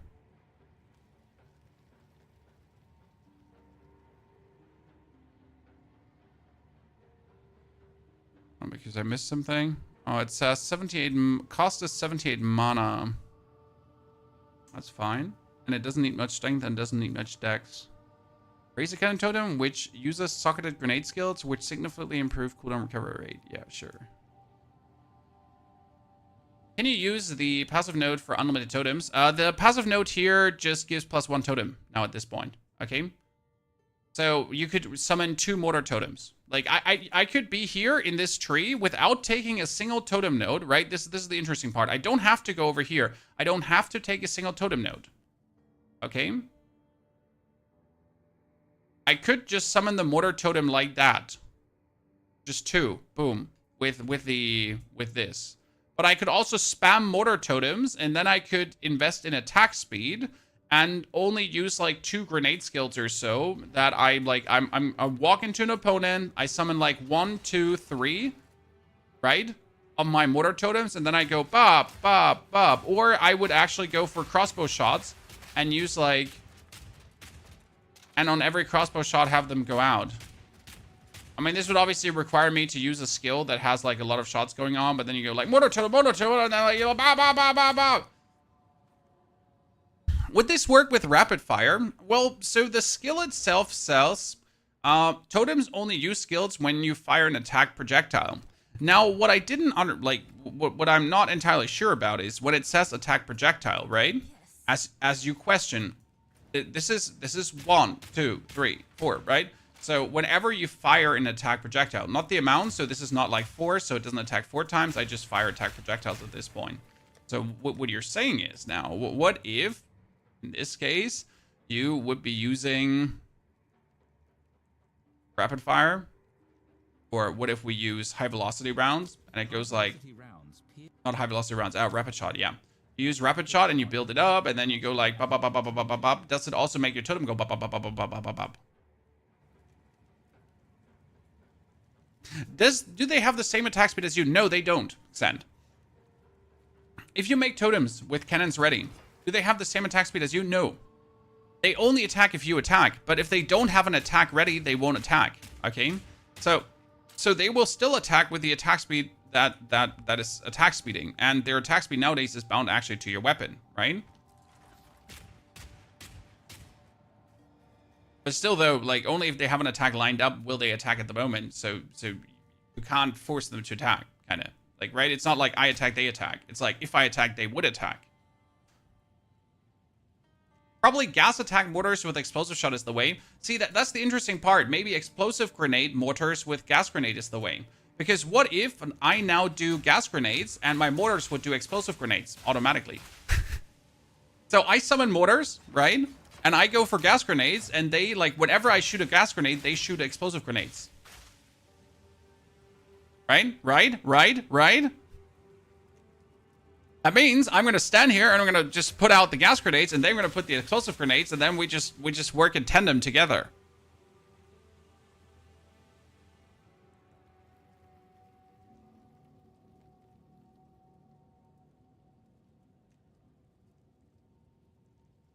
And let's not forget that there was these really cool thingies. So we get a, like, here, allies in your presence gain added attack damage equal to 25% of your main hand weapons damage. So the watch how you do it also buffs the damage of your totems. So you're going to summon totems and then you're going to have them in your presence, and like they have fond of rage anyways, so they're fond of raging each other. But also if they're in your presence, they do get the bonus damage. And yeah, that's cool.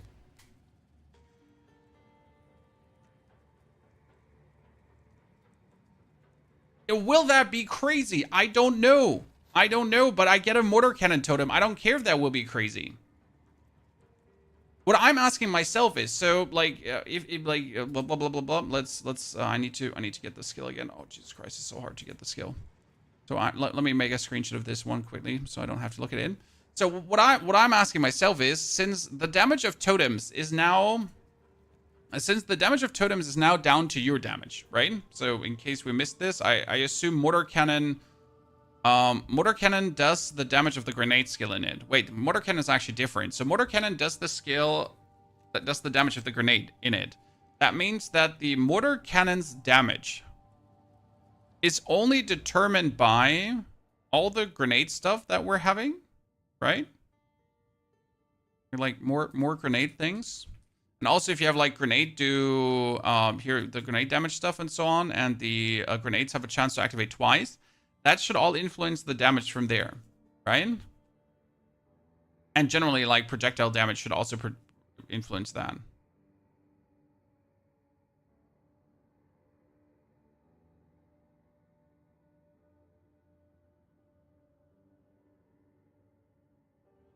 But we'll have to see. We'll have to see. It's definitely a fun thought there. So generally, Stormweaver, yes, I can feel Stormweaver also being a plus. With all the buffs I have seen to general spell stuff, right?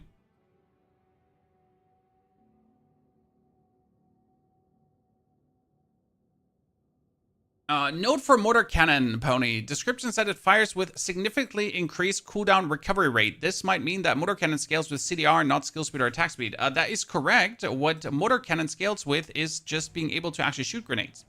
Because as you can see, like, if you shoot the grenade, I can't shoot more grenades. Right? It's over. I can do this.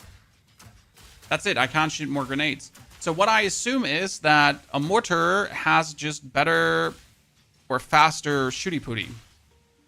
Now what I'm asking myself is, as you say, does that say fuck Tactician? Okay, listen, chat. Are we gonna say fuck Tactician and maybe do a Warbringer? And maybe do a Warbringer with mortar totems.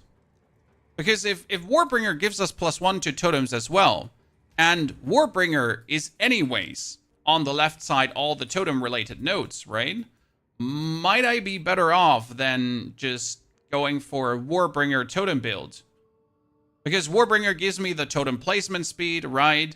The placement range. It gives me the more cast speed and attacks used by totems have increased attack speed. Does that actually influence the cooldown recovery rate?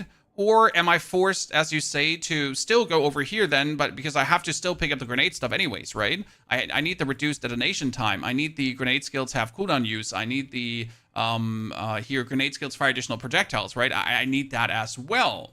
So I kind of need the totem stuff, but I also need the grenade stuff, but I also need the projectile damage.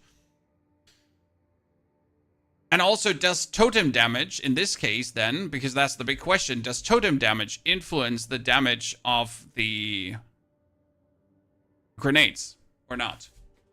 Because the totem is not doing the damage. The grenades are doing the damage out of the totem. So would 15% totem damage affect the damage out of the mortar totem or not? Right? And the tree is going to be wider as well. You can only place one cannon. No, it says limit one totem. But if you get more totem limits, then you can put more totems down.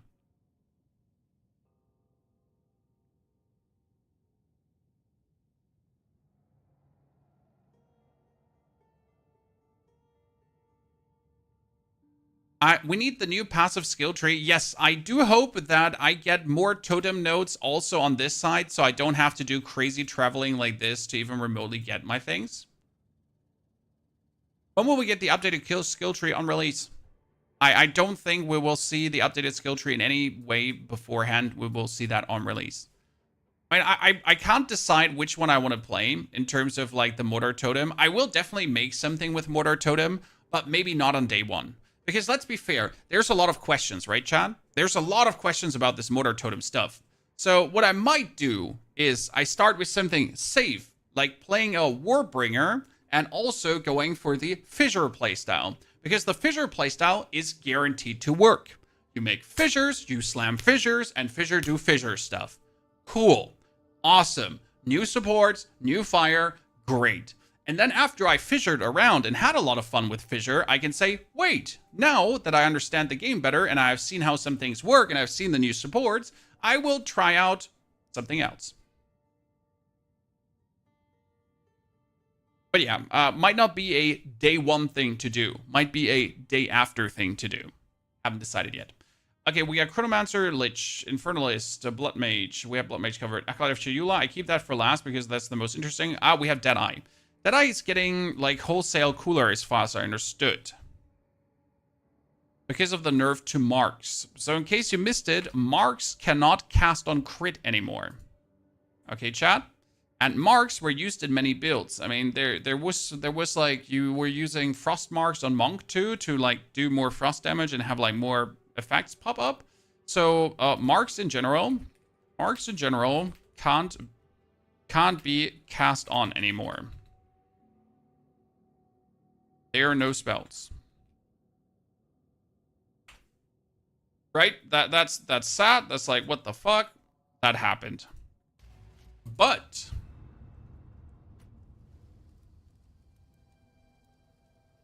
our good old Deadeye gets some interesting stuff. So we have the ability notable passive, no longer grants 30% chance to gain maximum frenzy charges when you gain a frenzy charge. Instead, it says a 50% chance to gain an additional frenzy charge when you gain a frenzy charge. I was asking myself if that's actually not better. I mean, there's anyways not many frenzy charge builds out there, right? So there's some frenzy charge builds, but there's not like, wow, frenzy charge builds. But isn't avidity just generally like with a 50% chance to always get a bonus charge? Is that not just better instead of getting max? How much did you really rely on that max? I mean, I always enjoyed getting like one more already enough.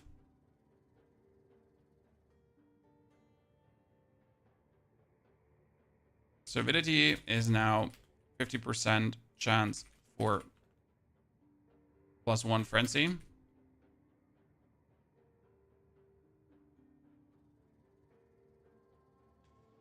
We got the called shots notable passive no longer lets you apply an additional mark, right?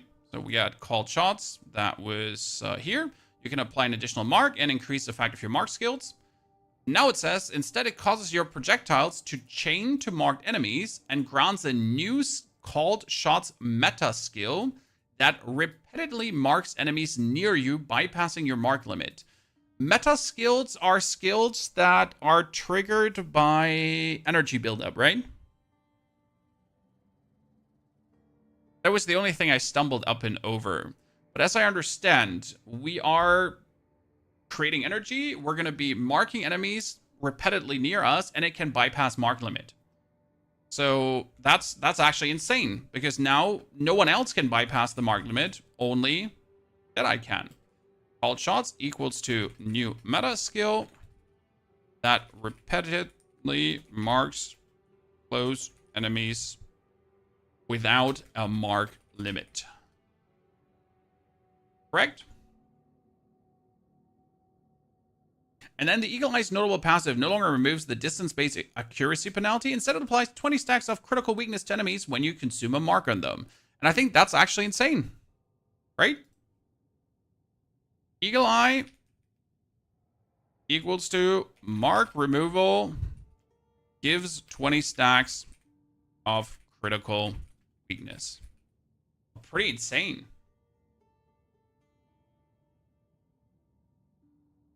By the way, Pony, Ancestral Warrior Totems use socketed slam skills. I haven't forgotten Nieces. Forge Hammer and Volcanic Fissure are both slams. What I'm asking myself about the slam build is, about the fissure build is, if you want to mess with totems, or if you just keep slamming into your own slams instead. Like, right? Is it better to, like, invest into totems and have them slam out? Because that means I have to fissure, totem, fissure, totem, fissure, totem. Or do you just fissure, slam, slam, slam, slam, fissure, slam, slam, slam, slam? What's the better playstyle on the fissure slam thingy? What's going to be more interesting? Are you going to fissure and then stampede through, right?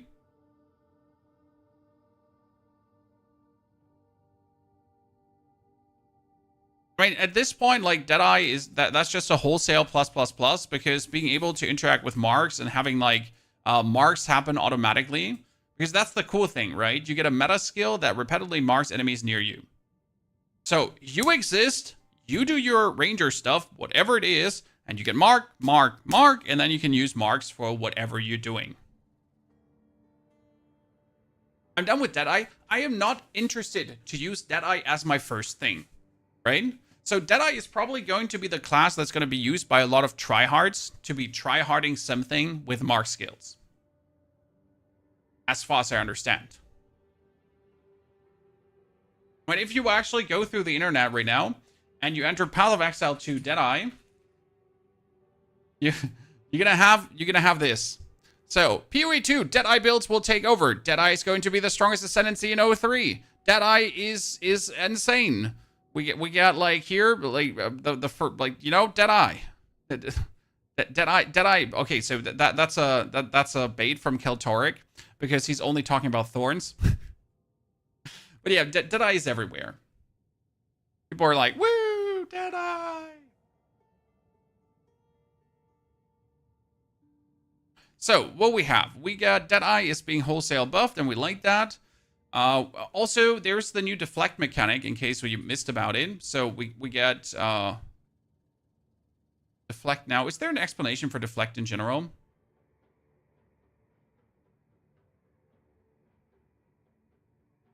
There was no deflect explanation in general, right? But we have deflect. I'm gonna play Holopalm Monk. I'm really interested in Holopalm myself. I need to look into that notable myself because I haven't actually like read too deep into it. But there's a whole theory craft. Oops, Invoker doesn't get pluses right now. There's a whole theory craft about unarmed builds already that I haven't even messed with. Yeah. What do we have for the Invoker?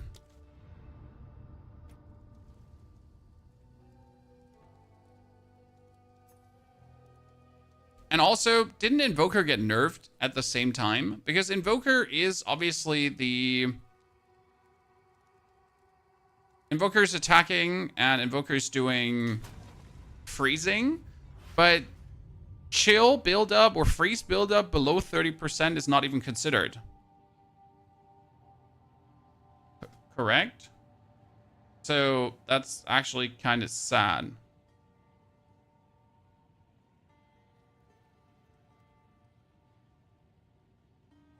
But was it below 15 or 30%? Thank you for finding the thing. Deflection is a new mechanic for dexterity-based characters in patch 03, which can reduce the damage taken for all hits, including area of effect attacks and spell, by a minimum of 40% and potentially more with investment. This also affects the ailments they inflict. Similar to evasion, the exact chance to deflect also depends on the attacker's accuracy. Chance to deflect is a separate stat from evasion and is rolled in addition to evasion, making it a particularly potent defensive layer. Good. Now, what does Invoker do? The elemental expression skill granted by the scatter them to the wind's notable passive skill now deals 8 to 244 fire damage with a fiery explosion at gem level 1 to 20. I have to say I never used elemental expression.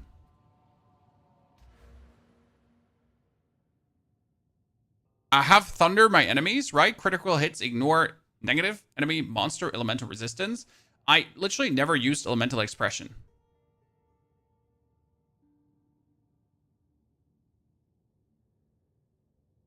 Saint, rest well, brother. So the only thing I can say is that deals less damage now, or does it deal more damage? It now deals 244 to 366. It was 288, 720 cold damage with the ice wave. Oh, they actually made it do more damage? That's a lot more damage. Okay, cool. Elemental expression. Let me read through this. Okay, so create a fiery explosion, an arcane bolt of lightning, or an ice wave of projectiles. The chance for an explosion is proportionally to your strength, for a bolt proportionally to your dex, and for a wave proportional to your int. And they all used to do damage. Okay, I understand. I understand. So this is a skill you can use. Trigger elemental expression on melee critical hits. So I have to do melee critical hits to trigger elemental expression. Yeah. So I need to have probably a lot of frost scaling and then try to take a lot of intelligence, or I have to try to get the bolt of lightning with a lot of dexterity. Yeah. Elemental expression. Damage buff? It's probably for an unarmed monk, though, because if it says trigger elemental expression on a melee attack, right? Melee critical hit. And we're now buffing unarmed with the unarmed node. Then that's what they want you to play, right? So that's what they want you to play. Where's the unarmed notable? Added a new keystone passive to the northwest of the monk's starting location, Hollow Palm Technique. This keystone allows you to use quarterstaff attacks while unarmed and grants those attacks additional benefits while used unarmed.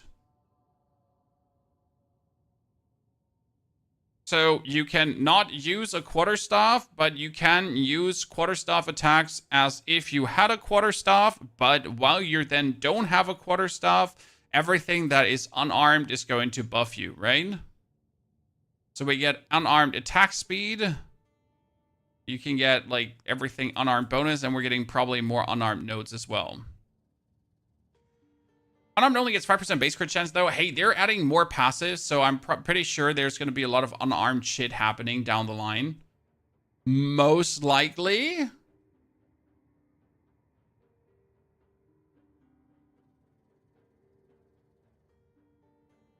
I'm personally not too hot on unarmed stuff. I will want to try it down the line because why not? Right? So generally speaking, we get an elemental expression buff. So that's already good.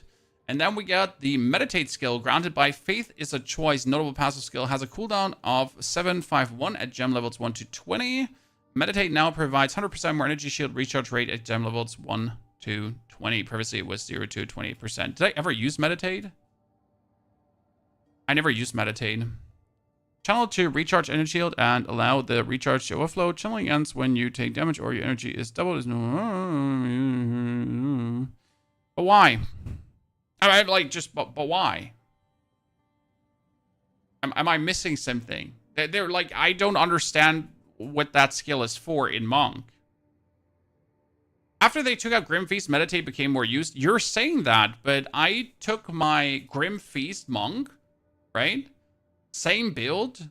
I pretty much added a lot of Frost nodes to it. Because I added some Freeze build-up nodes because I was missing Freeze build-up after the changes. Like here, up here, I went for more Freeze build-up. And it kept performing admirably. Like, still using case inoculation, still only having, like, my 4,000 energy shield, right? And I was still not dying. I mean, obviously, we're not talking about doing breaches with, like, plus whatever and having the full breach tree maxed out in the Atlas and like, blah, right? But still, the monk was just going absolutely mental. And I was just drinking potions to get energy shield. And that's it. So I don't know. Guess meditate is better now. Meditate is better now. Potential unarmed build fun. I guess that's a mild buff to Invoker.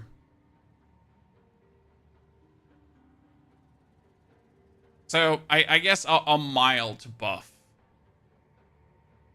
We're gonna do Acolyte of Chayula. Let's look at Stormweaver Lich. Lich. It's probably the one I know the least about. Lich has been always just passively glanced over. It was okay to look at, but it wasn't like too crazy. I think what did my Lich build go up to? Wasn't my Lich build a Frost Mages? No, my Lich made it to level 59. That was Bone Cage build. I have another Lich. We had like a Bleed Bone Cage Lich, which was actually really fun to play. What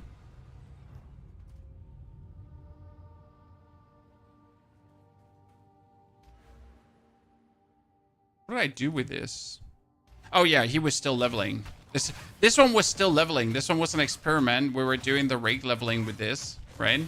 So look at the equipment. So this was the Iron Hat Spear together with the Great Helm and all the items that give bonus strength. Yeah, there's a little experiment. How quick could you level if you just throw a lot of shit at the fan and see if it actually does work, right?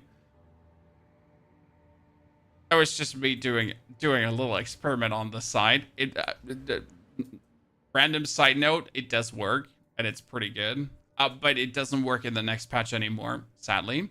Okay, what changed for the Lich? We got the Dominion over Flash notable passive has been renamed to Incessant Cacophony, and it now grants curses that have infinite duration instead of curses can affect hexproof enemies. Where was Dominion over Flash? Dominion over Flash was blah blah blah blah blah. Here, Dominion. You can apply an additional curse, and your curses can affect hexproof enemies. I mean, I guess having infinite curse duration is cool. I just like infinite curse duration because I hate reapplying curses, right?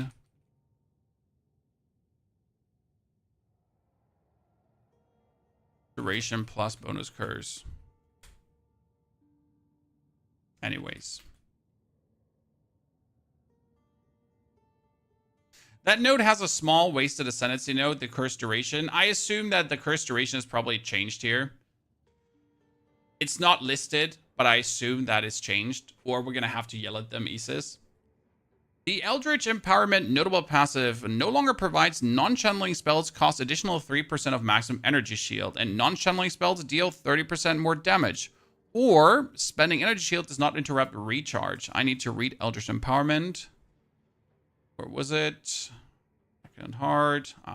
So non-channeling spells cost an additional 3% of maximum energy shield. What does that mean, 3% of maximum energy shield? So, like, they would cost another... I have 49 energy shield. So they cost a portion of that. Okay. Non-channeling skills deal 30% more damage, and spending energy shield does not interrupt recharge. Okay, now it says, instead it provides spells, deals 30% more damage when sacrificing energy shield. And I sacrifice 5% of maximum energy shield when you cast a spell. Sacrificing energy shield does not interrupt a recharge. Which means if I don't have energy shield to sacrifice, then I'm not getting more damage. Ergo, I always have to have energy shield.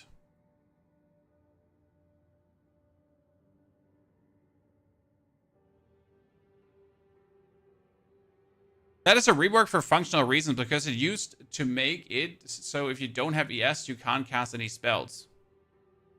Yeah, I understand. So now I can cast spells, but I'm not getting the bonus if I don't have energy shield. But if I do have energy shield, I do get the bonus. Ergo, I can always cast, but I don't always get the damage bonus. Yeah, as you have enough recharge, it's free damage. Exactly. But if you don't have it, you don't get free damage. Okay. And it works on channeling spells too. That's true. So it's a wholesale buff. I understand. Thank you for making this up to me. We're learning together, guys. That's why I like to do this stream. I wasn't sure if I wanted to do this stream, but I was like, we can probably all learn something from this, right? We can all get smarter at the end of the day because no one knows everything. Apart from the people that live and shit this game. Like, there's probably a few creators who do. So, Eldritch Empowerment is now always 30% bonus damage to all spells if you have 5% max energy shield to sacrifice. Else is no bonus. Ha! And then the price of power, notable passive, no longer grants non-channeling spells consume a power charge if able to deal 25 instead is now provides. Oh, that's 2. So spells do 40% more damage if you have a power charge. Here's the price of power here. Non-channeling spells consume power charge. Yeah, so you get... Well, that's cool. Okay. Alright, I haven't seen like an actual power charge build, right? But I guess you can launch out one overcharged spell now. The price of power equals to 40% more damage with power charge. Also to channeled. Yeah, you can power charge Incinerate now, exactly. Okay, I mean, that seems to me like a wholesale buff to Lich. If we have infinite curse duration now, we got always damage if we have energy shield, right? And we have more damage if we use power charges. Getting power charges is annoying. Yeah, I have seen Lich builds where you sacrifice a minion with the sacrifice minion thingy that gives you a power charge, and then you would use an overpowered spell pretty much.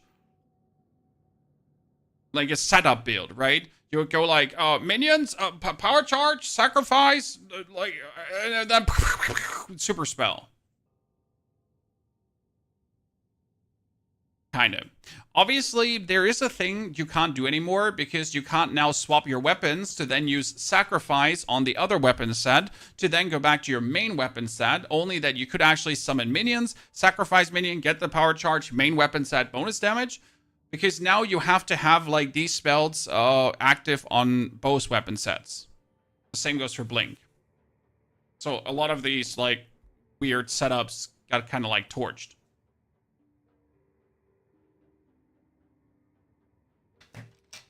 You think Infernalist minion build would be good? As far as I understood, minions now always hit. So minions can't miss. And minions themselves got buffed. Wholesale too, Hulking Flash. So they have more abilities now. Yes, minions should be strong, if you then like the passive playstyle. No, you can no longer put Blink on a second set, so I don't know if it's in the patch notes. Here. Blink, Convalescence, and Sacrifice can no longer be activated in specific weapon sets. They are now required to be active in both weapon sets, and will fail to activate if not possible.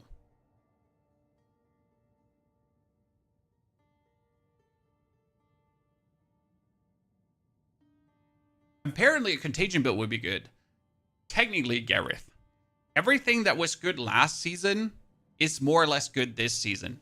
I say more or less because they were changes. Like, marked are no longer spells. So if you had a build that used cast on crit to make more marks, that doesn't work anymore, obviously.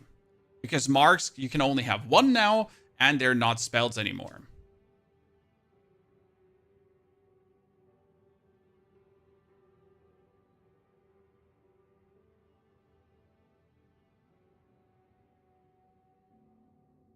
And some other stuff. But generally speaking, right? There's a lot of builds from last season that will still now be good this season, regardless. Wow, Bone Shatter. Shockwave now deals 100% more damage against unique enemies. Interesting. Wasn't Bone Shatter anyway strong already? And you're now doing more damage with it. That's kind of cute. I like it. But we're stuck with... Where were we stuck? Lich. Lich. Okay, so Lich was a wholesale buff. We got Infernalist. Ladies and gentlemen, we have to look at the Infernalist. That one, as far as I understood, also got stronger. because the Infernalist now has the demon form work better, easier. I mean, first, the Infernal Hound is now has now more area. So the Infernal Hound, grounded by the loyal hello, notable passive skill, ignites enemies within 2.5 meters. So Infernal Hound, bigger, ignite, radius. Great. Cool. It doesn't hurt. We have to wait another week. Hey. It's 5 effing days, brother. 5 days. Monday, Tuesday, other day, then Thursday, and Friday. And on Friday, it's already there. So actually 4 days, and 5th day is banger day. And I'll be here in the evening, chat. I'll be there. I will log in Exile.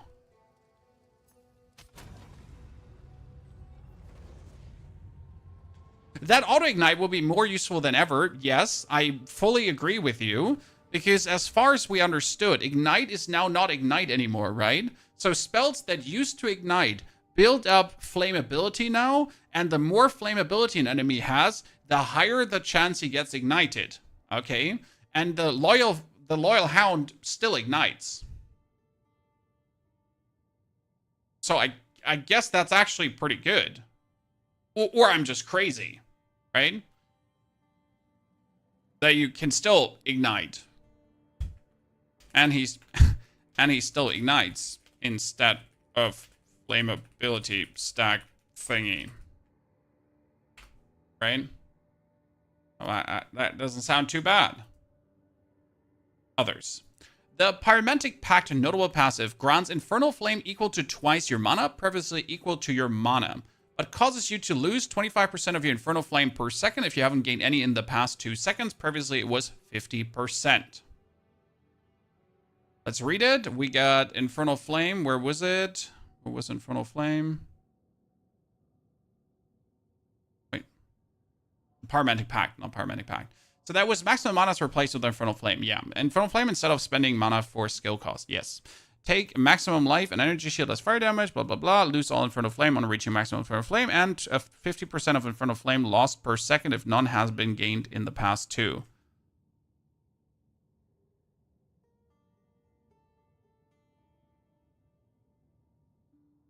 Is this good or bad? Yeah, I've not seen people use Infernal Flame, right? I've looked at many builds Infernal Flame-wise, and I've yet to see something that really... Yeah, it was only used to self-damage for Berry Invocation and Recoup for maintaining crazy demon form uptime. But is this now a nerf or a buff? So the Pyromantic Pact gives you Infernal Flame twice to your mana. So we can build up more Infernal Flame, right? We have a net total of more Infernal Flame. Because it was previously equal to your mana. So we can just get more. It causes you to lose 25% of your Infernal Flame per second if you haven't gained any in the past 2 seconds. So that is a nerf, right? Because we get more, but we lose less. And we technically don't want to keep too much. But no, it says take maximum life and energy shield as fire damage when you reach maximum. So technically, we take longer to reach maximum Infernal Flame. Yeah, so it's a nerf to the demon form tag, but if we would not go for demon form, and you would just play Infernal Flame,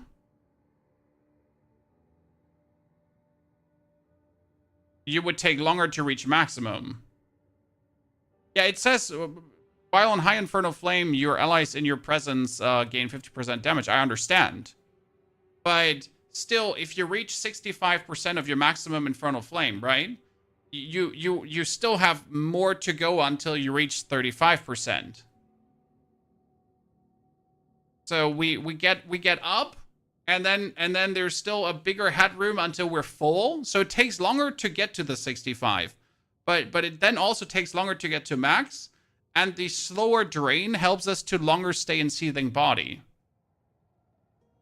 Yeah, it just makes it easier, exactly. So technically a buff for Seething Body.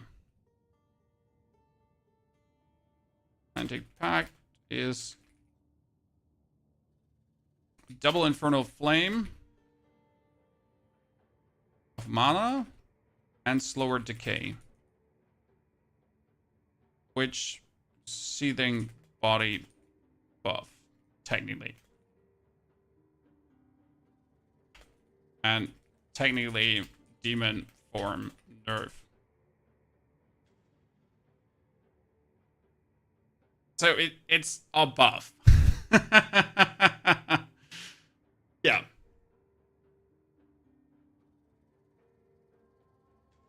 And then we have demon form granted by demonic possession. Notable passive. No longer disables your weapons or has its own weapon set. That was a negative, right? Because you used to have your weapons, and then you went into demon form, and your weapons get deactivated. So if your weapons got like +5 to spell skills, and +5 to whatever, then that was bad, because you couldn't use your actual weapons. But now you can, right? It no longer grants level for all spell skills while in demon form. Did it used to do that? It gave +6 level to all spell skills while in demon form, but it doesn't make sense to give you that if your actual weapons are now working, right? Because if I have a weapon that gives me +6 to all spell skills, and then I go into demon form and I get +6 to all spell skills, and my weapons get deactivated, that would be stupid.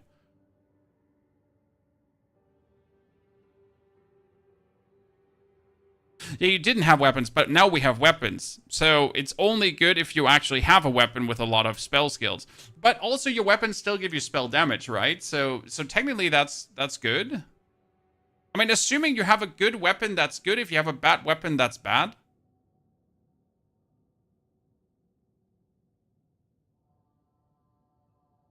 Right?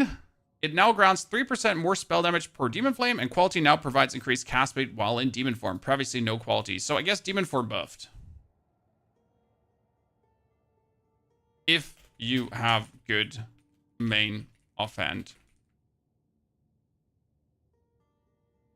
Assuming. We got... You lose a lot of cast speed too. Did they take the cast speed out? Or, wait, dude... Do you not no longer grants level spell skills or increase spell damage per demon flame? But they didn't say anything. They didn't say anything about the cast speed. The cast speed should still work, right? He says it never said you lose the cast speed. Or am I blind? It doesn't grant the spell skills. Yes, that's what it says, right? But it never said anything about the 23% cast speed while in demon form. That should still be active. It no longer grants, and no longer increased per demon flame. It's like no grants 3% more damage per demon flame. But it gets less damage per demon flame because it was 3. Like this was 16% increased damage per demon flame, right? But now it's only 3% more spell damage per demon flame. So it's kind of like demon form buff, but nerfed. So it's like.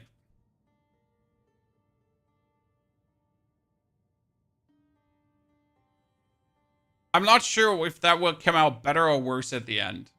We'll have to try that out. Okay, Lich, Blood Mage, Acolyte of Chayula, Deadeye, Pathfinder. Pathfinder, yes. For Pathfinder, I think it was written really confusing. Did anyone else read through the Pathfinder? Here, it's a plus minus 0. It's a plus minus thingy.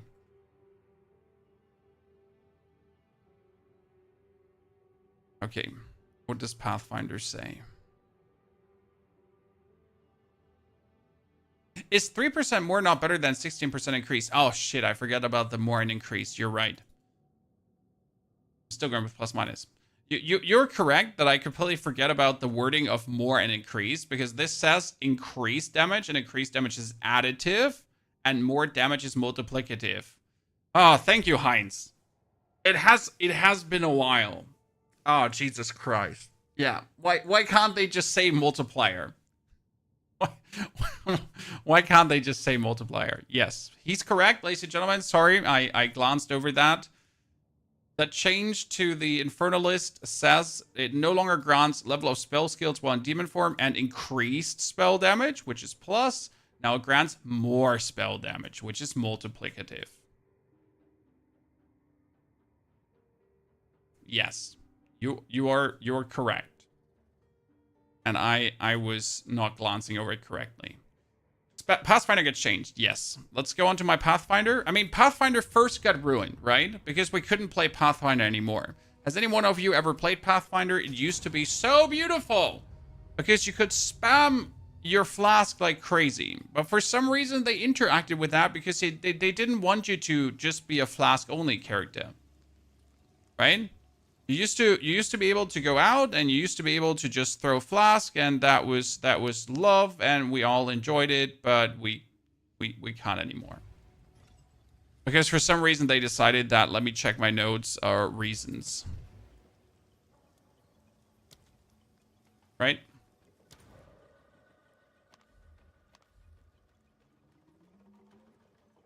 Where are you hanging out right now?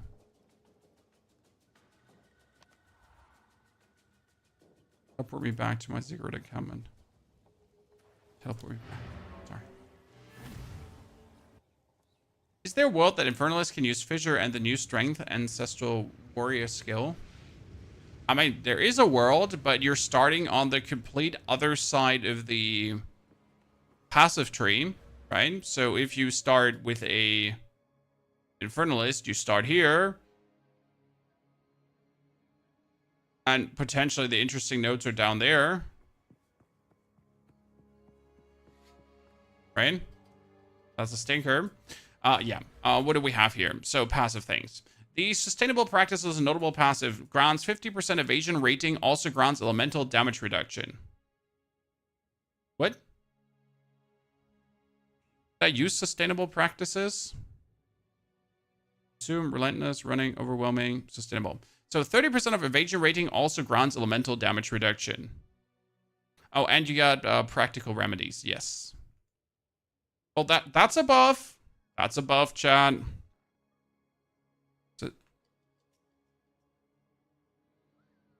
Sustainable practices.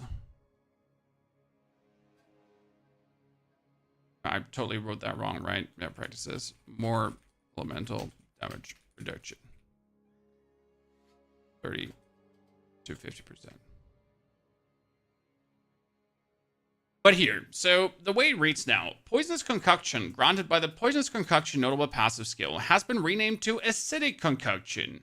Okay, I mean, right now you could get Poisonous Concoction. Where's the hooded one? One must always be willing to change. So we could go for Poisonous Concoction, right? Which now does here.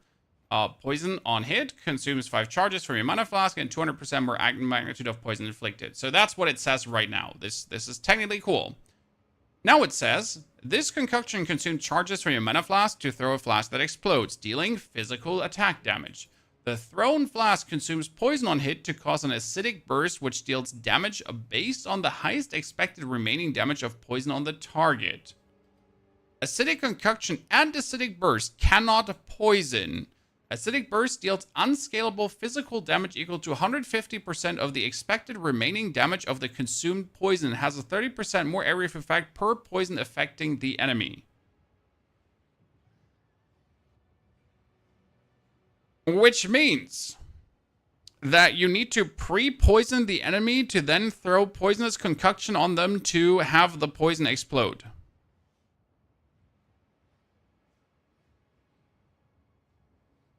Right?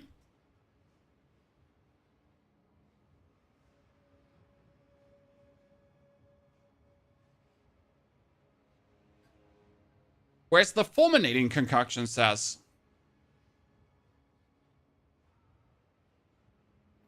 if we use it, that was lightning damage, chance to shock, consumes 5 charges from your mana flask, inflicts lightning exposure on hit. The Fulminating Concoction, grounded by Fulminating Concoction, notable skill passive, no longer inflicts lightning exposure. It has 50% more shock effect, which is actually good. Quality now grants 40% more chance to shock, previously 20% increased effect lightning exposure. So that Lightning Concoction is more or less the same. Nothing gets changed about that, but no one also really played Lightning Concoction as far as I'm aware. But we have Shattering. Shattering Concoction gives cold damage, freeze build up, and cold exposure. But it now says, now inflicts elemental exposure on hit instead of cold exposure. So anything. and it freezes enemies on hit that are primed for freeze. Quality now grants 20% increased freeze duration instead of increased cold exposure. That actually sounds bad. The only thing I liked was Bleeding Concoction, because Bleeding Concoction says two things, okay? One was actually kind of cool in my eyes. It has base physical damage, inflicts bleeding on hit, cool, consumes 5 charges, and it has 200% magnitude of bleeding inflicted. That's a lot of magnitude for bleed, right? Interestingly enough, Bleeding Concoction granted by that, right, no longer has the magnitude of bleeding inflicted, but it says aggravated bleeding on target hits.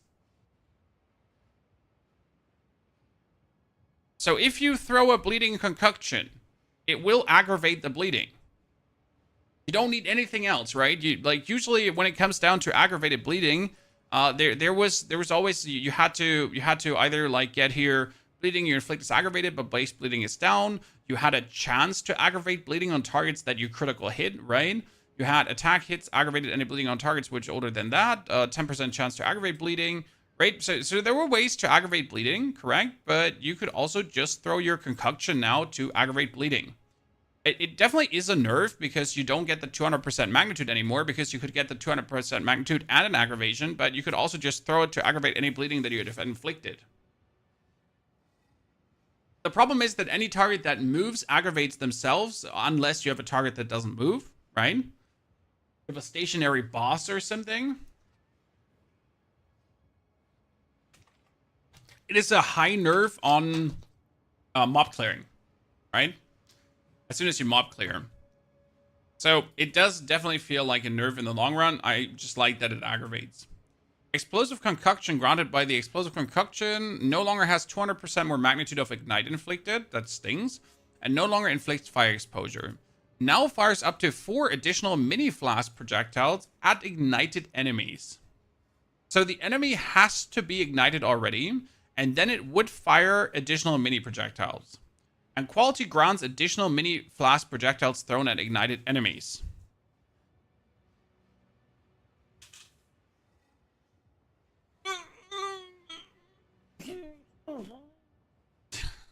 It seems better if you have someone ignited. But the problem is, I can't just play this to ignite enemies, right? This means I need to use a skill to ignite to then throw more flash at the ignited enemy.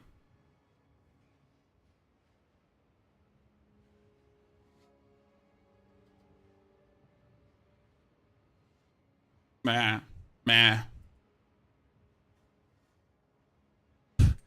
Concoctions are payoff skills, which makes them boring. I mean, for me, this is a Pathfinder big minus. The main allure about playing Pathfinder was I get Pathfinder, I skill into the concoctions, and I could use them as a build, right? The Shattering Concoction build was insane. Using Bleeding Concoction used to be fun. Yeah. That was why I played Pathfinder personally. Like why I felt like this was the really interesting thing about it. Maybe there's a way to use poison, right? There was this new poison skill, but generally from a casual player standpoint, I don't see a reason to unpack Pathfinder again.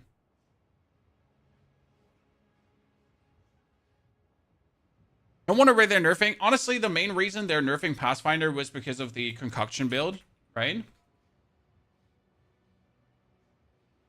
We used to have this build here. Persilwerbung. Sehr gut.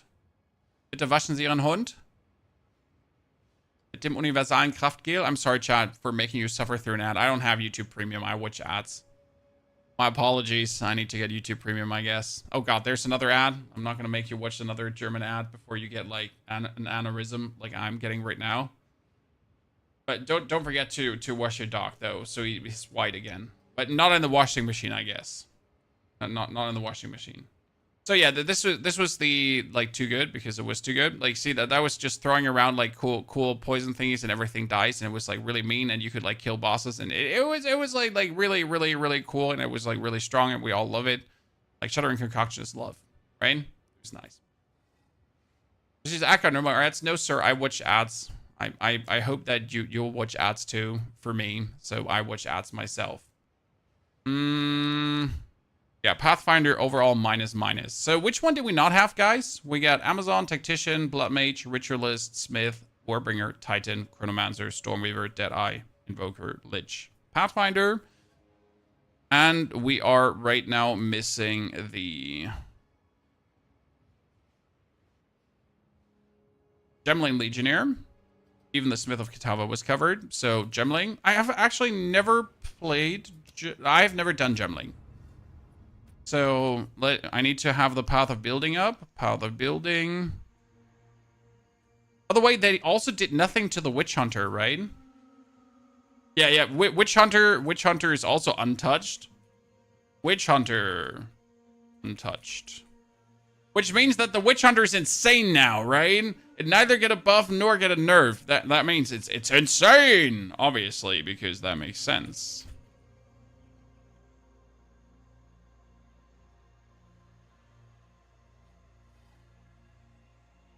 Definitely get some extremely strong buffs. I only glanced over it, so I have no opinion yet. Let's read. The Advanced Thaumaturgy Notable Passive no longer grants 30% less skill cost or skills have 30% more attribute requirements. Let me check. The Advanced Thaumaturgy on the site says 30% less cost of skills, which was really useful for skills that were extremely expensive, like totem skills used to get super expensive down the line. But what does it say instead now? Instead it says the Thaumaturgical Dynamism buff. Okay. Which, while active, causes you to passively generate a power frenzy or endurance charge every 8 seconds. The type of charge you generate is determined by the attribute requirements of your socketed skill gems. The higher the total strength requirement total of your socketed skill gems, the more likely you will be to generate an endurance charge. Higher total dexterity requirement corresponds to a higher chance for frenzy and intelligence for power charges.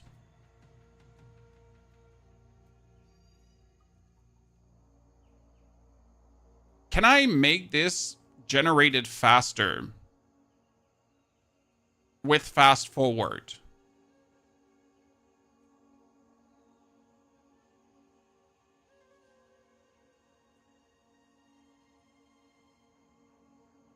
I mean, it says every 8 seconds, but with fast forward, it should be like every 5 seconds.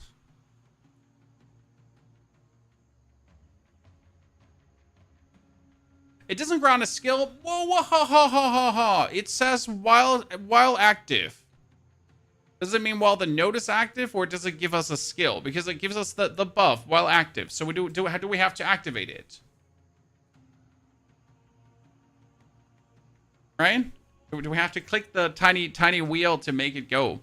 I mean, it seems so terrible because of 8 seconds. I get 1 single charge. But I guess it's a free charge.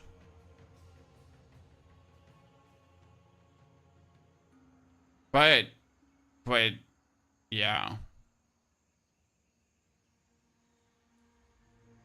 Maybe we don't like, maybe you can reduce the cooldown. I mean, like, if we could have this to every 4 seconds, I would like it, right?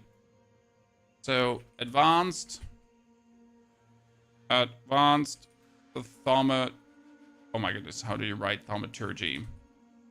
Is thaumaturgical dynamism buff for a free charge every 8 seconds. There's some stuff you can build with the charges, but it doesn't seem too hot. The gem-studded notable passive no longer grants you use each type of support gem additional time. Yeah, because that was obviously like unnecessary. Like, what was it? It was this here gem studded. You can use each type of support gem additional time. You can do that anyways now.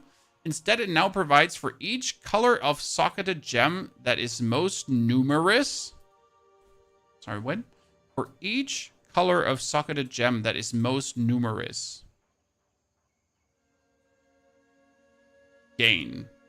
Hits against you have no critical damage bonus. Skills have 30% less cost. And green, less movement speed penalty from using skills while moving.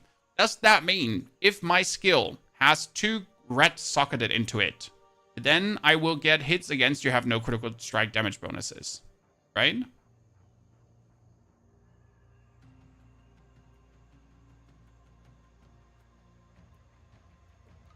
It means in total, right? It means in total.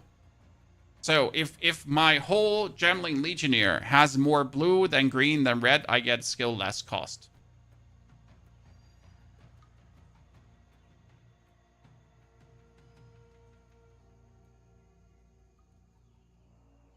Which means you could technically equip a skill and just gem 5 blue supports in it to skew this.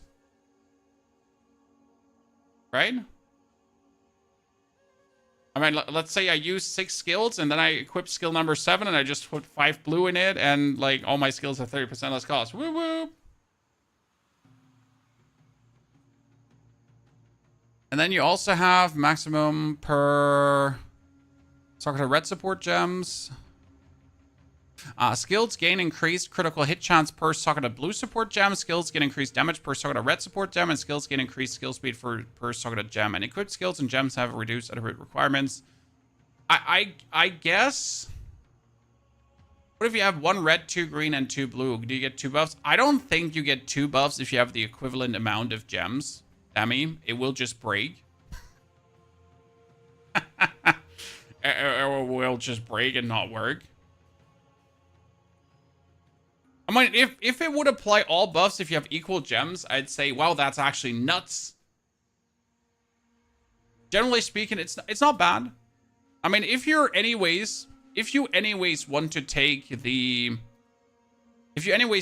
integrated efficiency for the increased crit hit chance, for the increased damage, for the increased skill speed, right?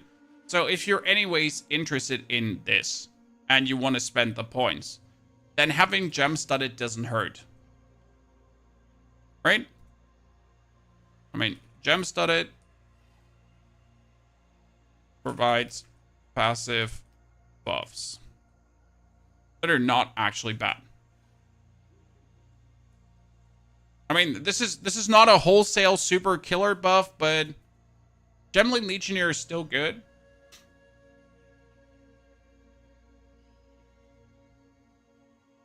Yeah, I mean, you get no crits against you. Alone that is nice. That's awesome. It just makes you tankier by literally existing.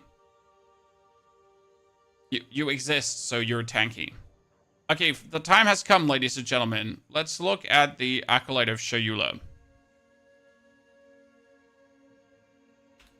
And people have been writing me DMs about this and saying, Pony, have you seen? People have been in the YouTube comments saying, I need to play Acolyte of Chayula now. Surprise me. If this is not insane, I'm going to be mad at you, okay?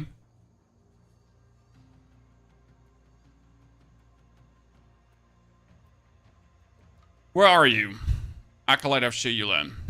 I am ready to get bamboozled, okay? Positively bamboozled. The reality rending notable has been renamed to Sap of Nightmares and no longer grants you a chance to gain a percentage of damage with hits as extra chaos damage. Instead, it now grants Leech recovers based on chaos damage as well as physical damage.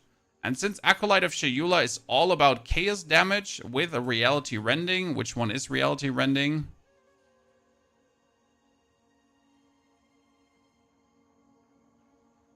Okay, reality rending here, so 2 points. That was chance to gain damage with extra chaos damage, chance to gain damage with the hits as extra chaos damage, chance to gain 100% damage with hits as extra damage. So you're not getting bonus damage anymore. but all your chaos damage leeches. Reality rending equals to chaos damage leeches now.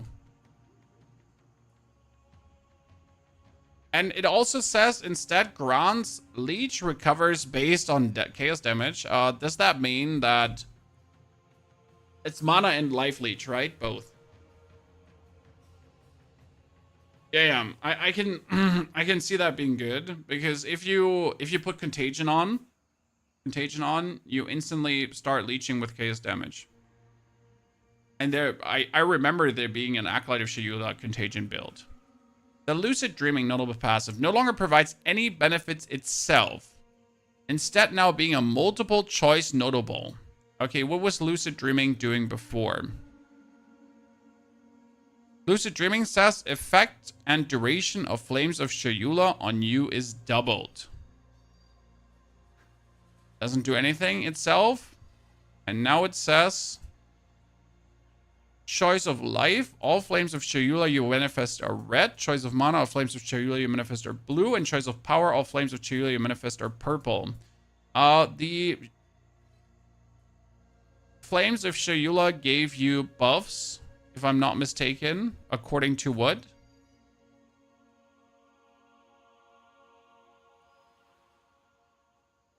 I just know they gave you buffs. I don't know what buffs they gave you.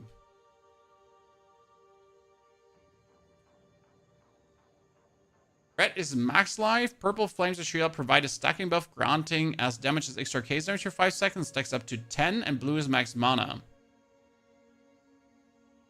So that means if I play an Acolyte of Chayula now, I could always get the purple flames to just get more chaos damage. And then I could also say Reality Rending now heals me with chaos damage. So that together already itself seems decent to what I see here. I mean, I can at least see a build forward, right? Force flames to be a specific color. You have a permanent gain of 70. I understand that. Into the Breach skill granted by Waking Dream notable passive grants Renman spawned by supported skill have 50% increased effect. That's good.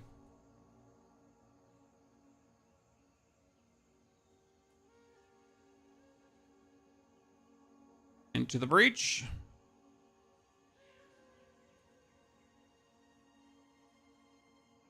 Flames have increased effect, which means that I force Lucid Dreaming to give me purple flames, and then that effect is increased by 50%. Cool. Grasp the Void notable has been renamed to Illusory Void and no longer requires Embrace the Darkness. Oh, wait. So we get Embrace the Darkness, but this one is not a requirement anymore. We can straight up jump into Grasp the Void. And it says it no longer provides gain 1% extra case damage per 20 unreserved darkness, and instead grants a new skill, Void Illusion. It's good that you're explaining Void Illusion here. Is there any explanation what Void Illusion does? No.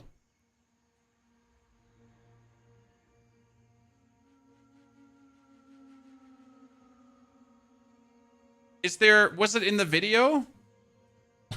Was it here in the third edict video that so I don't have to start yelling at the screen? Yeah, it was in the live stream. Well, that's assuming someone actually watched the live stream, because I didn't personally watch the live stream. I was sleeping. Right?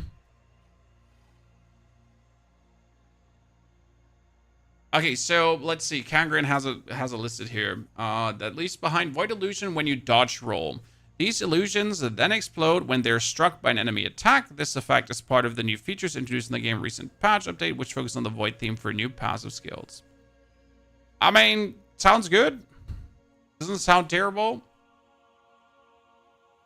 Livestream was great. I mean, I understand that the livestream was great, right? But I don't need to watch the livestream for most of the information. I'd still have to watch it at some point.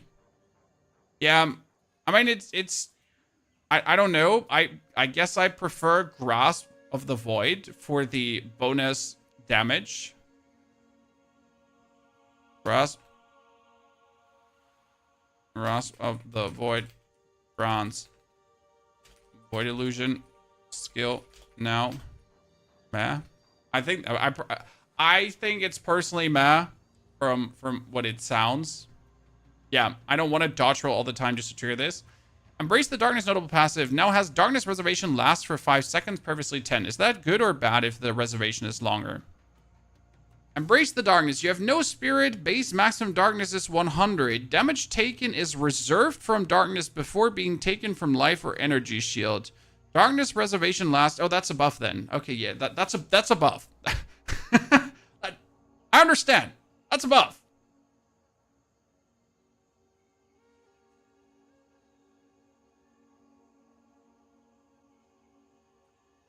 Embracing the Darkness buffed. 5S. 10S. Yeah, makes sense. Okay, Embrace the Darkness. Yeah. The Inner Silence nodal passive has been renamed to Deepening Shadows and no longer grants 50% reduced darkness reservation duration. Instead, it now grants 1% increased maximum darkness per 1% chaos resistance. I like that. I think that's good. It sounds good. You get more darkness. And you can go up to 75 chaos resistance. So it's 75% more maximum darkness.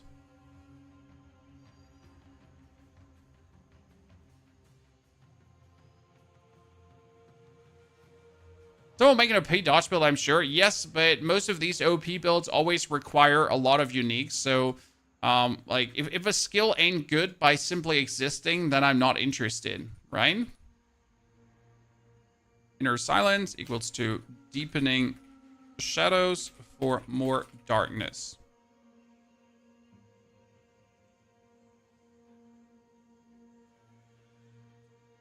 The Ravenous Doubt's notable passive skill has been renamed to Inner Turmoil, and no longer grants Mana Leech recovers based on the other damage type as well as physical damage. Instead, it now grants 1 volatility on inflicting an elemental ailment and take no damage from volatility. I don't know what a volatility is, so I have no clue what that means. What does Ravenous Doubts say right now? Mana Leech recovers based on other damage types as well as physical damage. Okay. It no longer grants Mana Leech, but now grants 1 volatility on inflicting an elemental ailment and take no damage from volatility. Volatility detonates after 4 seconds, dealing physical damage to you per volatility. For 10 seconds after detonation, you gain 1% of damage as chaos for each volatility which detonated. The detonation timer will reset, gaining another stack of volatility. Volatility can be gained once every 0.1 seconds, and volatility does not normally have a maximum. That makes it sound great, I guess. Because you put volatility, okay, and you take no damage from volatility. So I get stacks for inflicting ailments that make me do more chaos damage, but I don't take damage from these stacks.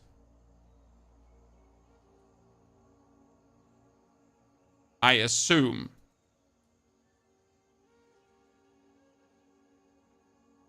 So, Ravenous Doubts is now Inner Turmoil, granting volatility stacks for more chaos damage. So far, Acolyte of Chayula definitely sounds better than before, because before I always read Acolyte of Chayula and I was like, yeah, so what? Correct? I think a lot of you agree with this. Like, you read through the things it offers, it was like, I can't imagine a build with this. I cannot imagine why this would be fun. Now it seems like more fun. Embrace the Darkness. No, that was sort of Turmoil, right? Ah, now here. The Consuming Questions notable has been renamed to Unraveling. That was Consuming Questions. You cannot recharge Energy Shield. Mana Leech affects all recovery recover energy shield. Okay. And no longer grants you blah, blah, blah, or mana shield. Instead, it now grants chaos damage from hits, also contributes to ignite chance and magnitude, freeze buildup, or shock chance, changing every 2 seconds. Which means that my chaos damage from hits, so if I hit something with anything, have a chance to ignite, freeze, or shock. Where I can ignite, freeze, or shock better. And then I get more volatility because I afflict ailments. Yeah. Cool. Consuming questions. Equals to unraveling. Unraveling. For more shock, ignite, freeze. Build up. Kind of. Sounds fun. I mean, it's at least a build you can imagine right now, correct? So I need something to be able to shock, freeze, ignite the enemy. And if I have a skill to shock, freeze, ignite, then I can get easy volatility stacks, and I'll be able to then do tons of bonus chaos damage to go crazy. While I have a lot of darkness to not take damage, and then I can get even more darkness if I wanted to.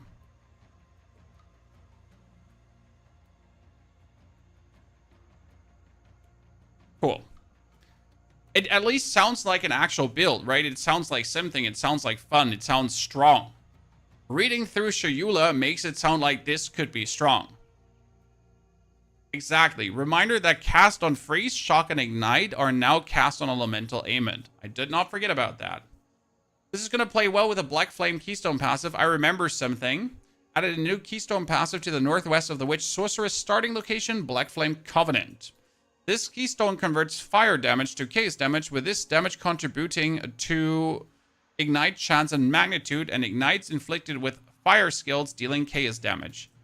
And as far as I read this, that means that my chaos damage can now ignite. Right?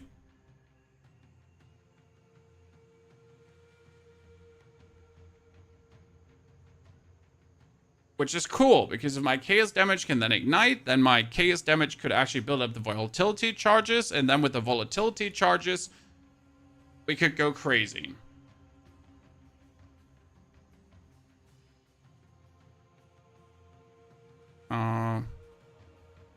The question is, where is the Black Flame Covenant landing? Covenant Keystone for chaos damage igniting. Oh wow, igniting. Oh wow, I can't write igniting. Been a long day. So the problem is, like, where's the node going to be? Correct? So as a monk, we're starting here, and what if it's like all the way on this side? I mean, this is like the witch thingy, right? It could be like up here somewhere, all the way away. So I gotta go like to get there. I think I saw an image of Black Flame Covenant being relatively close to the Witch Star on the left side. That would be helpful, certainly.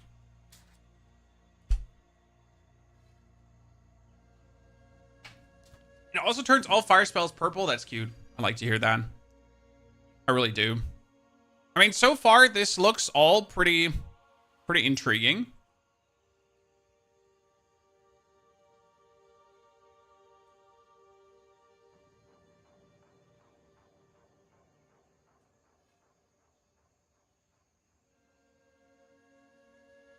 I couldn't decide which one I would now want to rather play, though.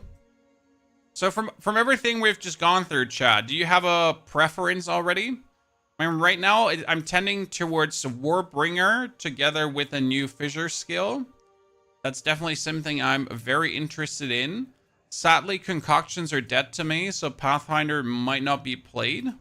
Chronommancer does not sound interesting at all. Titan is untouched, so it's boring because you can anyways do builds with it, right? I mean, right now, Warbringer does seem like something I want to play around with. Smith of Kitava is dead to me as well because we didn't get new fire skills. Ritualist is at least interesting because the sacrifice node is now an all-in-one. Blood Mage is really effing cool because of being Blood Mage with Sanguinity working. Tactician needs to be tried out as a totem build as well with the mortar totems if I'm not going to go for Warbringer for the mortar totems. Because that's the thing, like I want to play Warbringer for the fire damage shebang bang. But at the same time, I'm going to have to play Warbringer for the mortar totem. Or I would just have to accept that one mortar totem is enough and you don't actually want more mortar totems, right?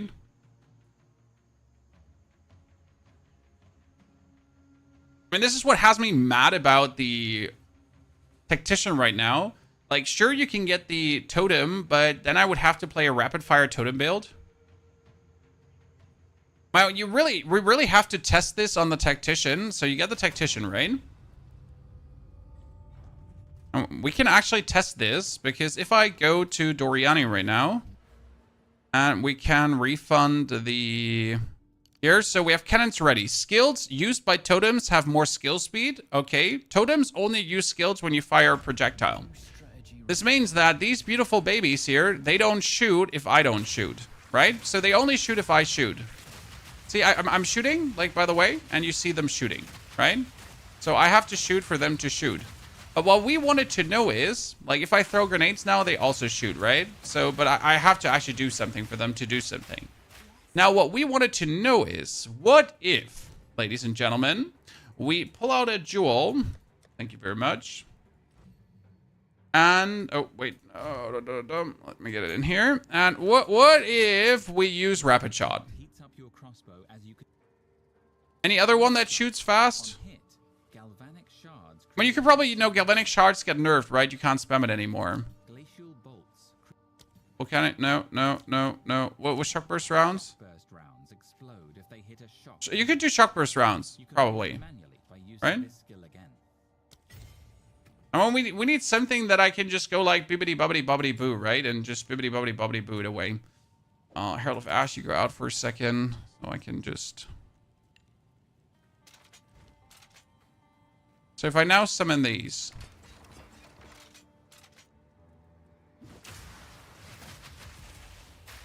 I can't just shoot bolt bolts that release extra pulse. Why can I not shoot shock burst rounds?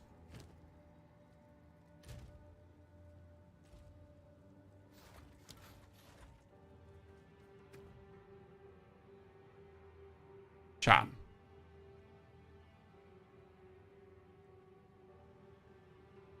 Can you not just shoot them? I was under the assumption you could.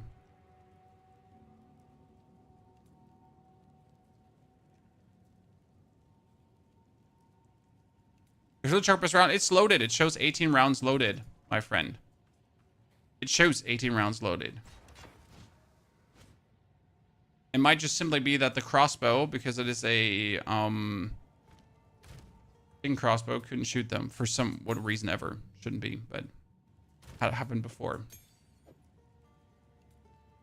Did you fire with another, like, wait, did I fire? Did I just load them? Oh, I just loaded them. Yeah, okay, ignore me. Yeah, ignore me. Ignore me for a second. A big fucking effing moment. Yeah, no. Yeah, I just had a party moment.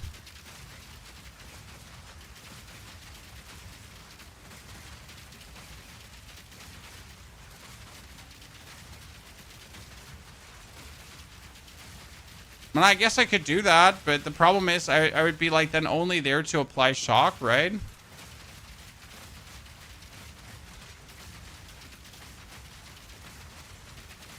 I'm not against the idea. Yeah, I'm like, so the problem with rapid fire is that it needs to rapid fire up, right? So when you use rapid shot, it goes like brrrr, and then it shoots. The thing is, it says grenades gain 6% of damage as extra fire damage per heat. So the question obviously is, if you're using rapid shot instead of the shock burst rounds, right? So now we'd be using rapid shot. And then I put down my totems. And then we're going... And my grenades get more damage,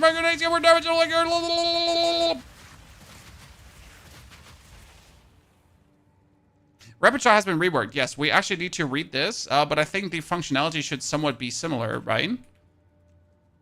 So, Rapid Shot no longer has a delay before firing bullets, which is amazing, or 50% less reload speed, which is double amazing.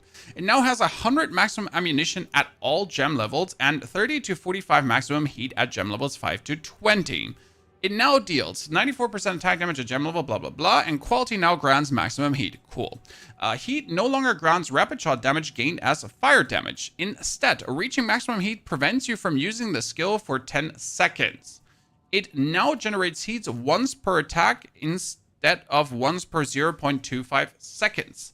Heat now begins decaying after 4 seconds without gaining heat at a rate of 10 heat per second.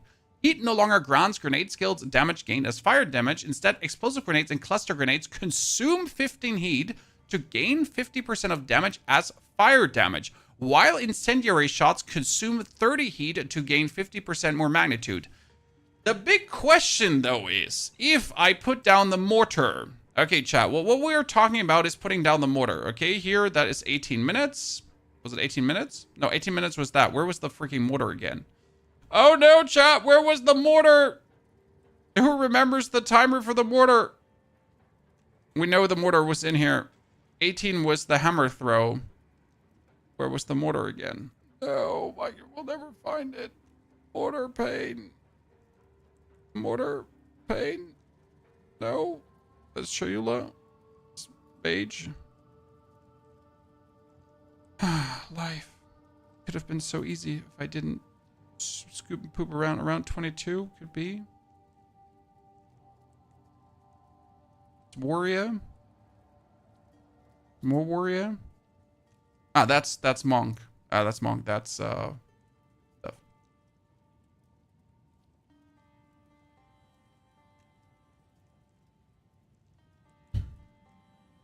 No, Suming, listen. Like, I think you're missing the point here. Okay, let me explain where we're going with this. What I need to know is, what I desperately need to know is, if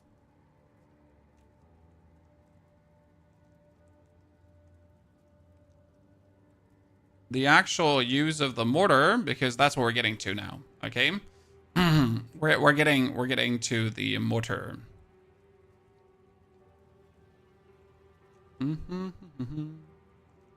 So yeah, you get the mortar, right? This is a mortar cannon, which says totem duration is 8 seconds, limit 1 totem, and it shoots out the explosive grenades. So you can actually socket the explosive grenades in it, right? So it says consumes 15 heat if possible, right? And if I now put this thing down, look at the fire rate. 1, 2, 3 grenades. So it shoots grenades like crazy. So, like, now comes the consideration. I put down these mortar totems. I put out rapid shot. Rapid shot gets heat per second. But whenever I rapid shot, due to the passive node called Cannons Ready, my totems are going to be shooting totem stuff out, right? So, if I then shoot the totems, and my totems shoot the rockets, and my grenades can consume heat, then I am gaining heat, and I'm going to have 3 or 4 mortar totems consuming the heat while I create it. Right? So technically, I shouldn't be able to create heat. If it works that way.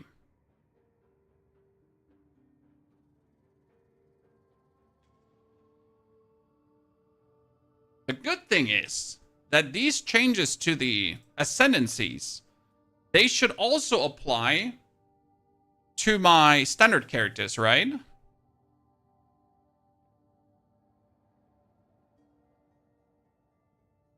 The same question applies regardless of the node. Yes. The same question regardless of the node. But the thing is, Tutsu, that like we need to know if I can use the skill together with the mortar. Because the thing is, I don't need a rapid fire if I play grenades. Okay, so if I would play normal grenades, I don't care about rapid shot. But rapid shot is obviously the smart making skill for Cannons Ready. Unless we just want to go for the lightning shot, right? Ming, I'm like, right? This is the thought process we're having here. Isis, it doesn't matter if it needs CDR or not. Cannons Ready gives you +1 totem. Okay? So the basic idea is not, does Cannons Ready do something skill speed wise for the totems, okay, Cannon's Ready gives you +1 totem and more totem damage. So it should already make your, hopefully, your thing do more damage. And then you could obviously get Pin build up and Immobilize build up if you want to. And if you're then funny, you can mix in, what was it with Tactician? If we're funny, you can mix in the different totems to buff other totems. Right? Yeah, Warbringer gives you things, but you have totems to buff totems. So let's not forget about that, like with the Tactician, right? With the Tactician, if I put in a Siege Ballista in between, then grants 50% increased damage against immobilized enemies, right? So you would put in 1-2 points over here, then maybe get the less reservation, or put the 4 points in here for the immobilize and the stunning, or only put it here for the immobilize. But you also want to watch how I do it, because it says allies in your presence gain attack damage equal to 25% of your main weapon's attack damage. And since now totems actually gain damage from your damage, right? You are not going to have a low level weapon anymore. You're going to have an absolute insane bow at this point. You actually want to watch how we do it, because then all your totems could be gaining massive damage. The question only is, though, does the bonus damage here, does the bonus attack damage apply to totems throwing grenades? Right? So that's again the question. Do the grenades that you put into the totem, do they even profit from attack damage? Because they're grenades. I mean, yeah. Right? They are an attack, so technically, since a grenade is an attack, they should profit from attack damage.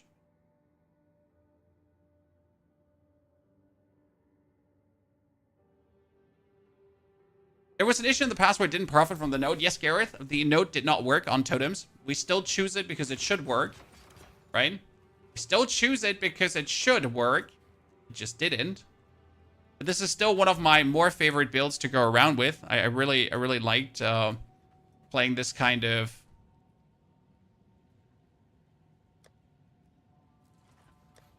character. It was just merely enjoyable to just go around and pop out your totems, right? Let me actually play this with Rapid Shot for... let's not play it with Rapid Shot. Let me put on Shock Burst, because I just need to see how it would feel if I have to shoot the time to make these totems work. Obviously not grenade totems, but I still... Because usually you would put them down and they would just kill everything, right? You just run and everything just dies. But now you would have to put down your mortar totems. They wouldn't attack, and then you would have to start attacking. Which is like the big issue here, right? So I need to start attacking to make them attack. Otherwise, they won't attack.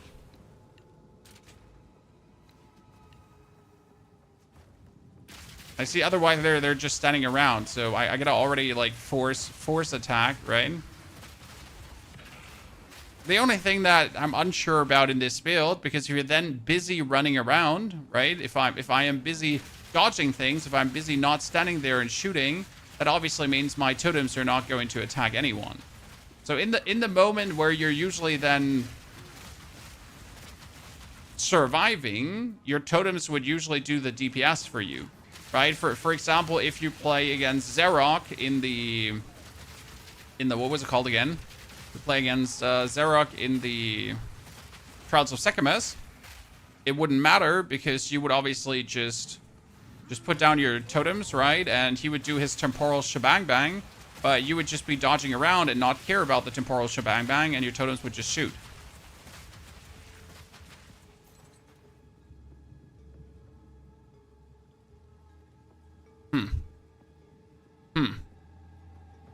I mean, technically you want to do this, right? And then we're just standing in their presence and we're just blasting away, and we just watch our grenade totems grenade the living shit out of everyone. That's the basic plan I would like to have, because I would love the fantasy behind this, right? It would just make me happy. You can only use one totem, right? There's a cap on mortar totems. Sir, that's why you have +2 totems. All totems you cannot put multiple of. Limit totem is 1 on every totem. Okay? every totem is limited by +1. But then you get your skills that tell you that attack skills that summon totems have +1 to totems.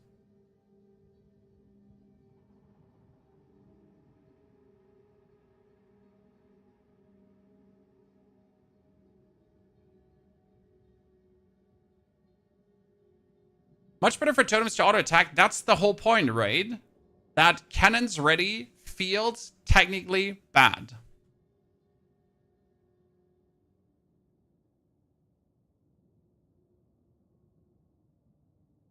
But it must be useful somehow. I mean, let's be real. It can't just be horrible, can it?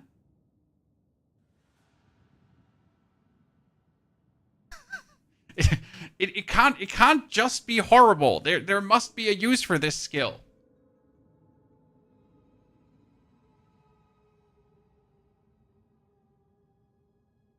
And I'm hoping that we can do it with the grenade totems. Just for the YOLOs, right?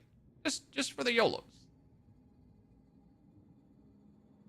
I just want to summon 4 artillery totems, okay, chat? And then I want to start unloading with my skill, okay? Then I want to just start unloading into the enemy with my skill. And I want to see these 4 artillery totems go like... Boop, boop, boop, boop, boop, boop, boop, boop, boop, boop, boop.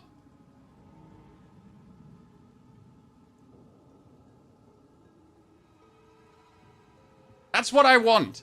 That's what will make me happy. You understand? Sir, ma'am, Dave? And I think we all want this, right? We all would be happy if that works. I do believe we will end up with Fissure, though, as my first one. So for the people asking, well, what is it going to be? It's most likely going to be something here with a warrior. Because Fissure looks cool now.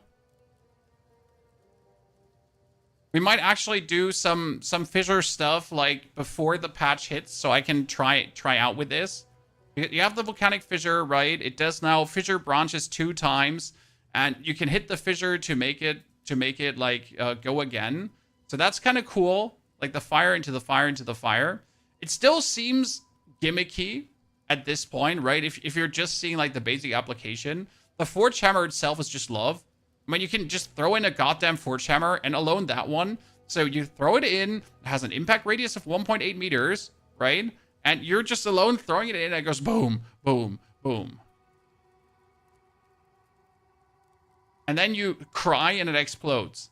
How can you not want to Forge Hammer, leap, cry, fun? Right?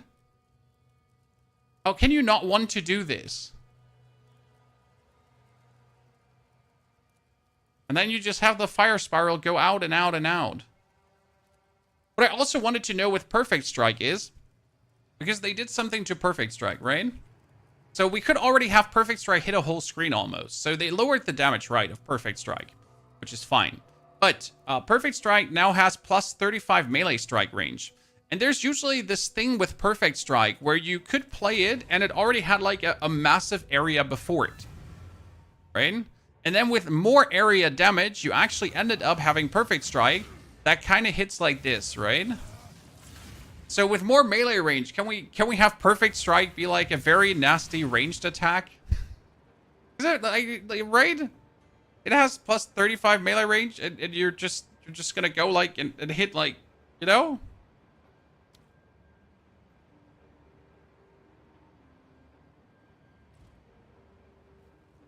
Just have it like massive area. Just hope that Warrior's defense isn't too scuffed to do this. It's going to be interesting to see with the shields having lowered block chance, but at the same time, with the shields having lowered block chance, you also don't scale the block chance that high anymore. So if you only have 50% block chance, or like right instead of 75, you're still good because you actually have 50% block chance.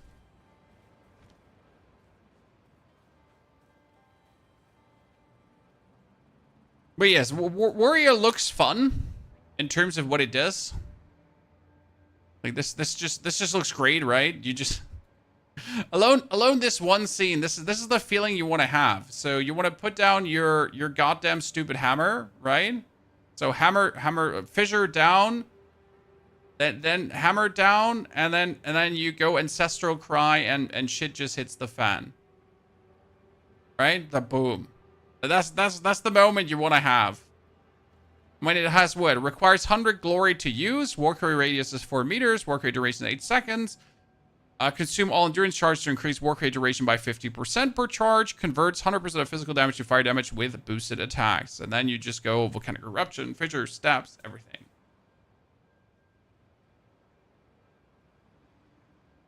Most people are saying Warrior is dead in this league.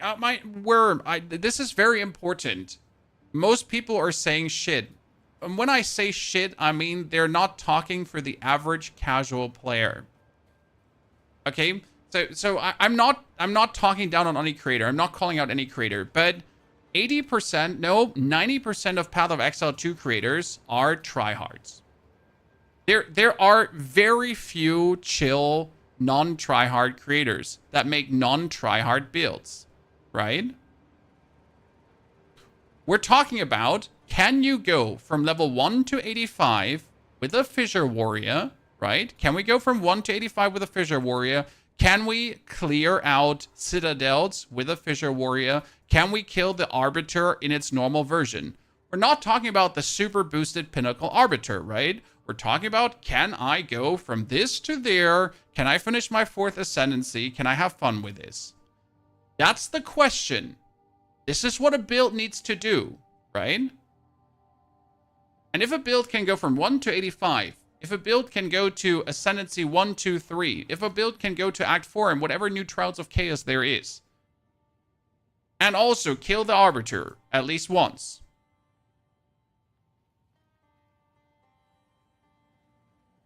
then a build is good. Correct?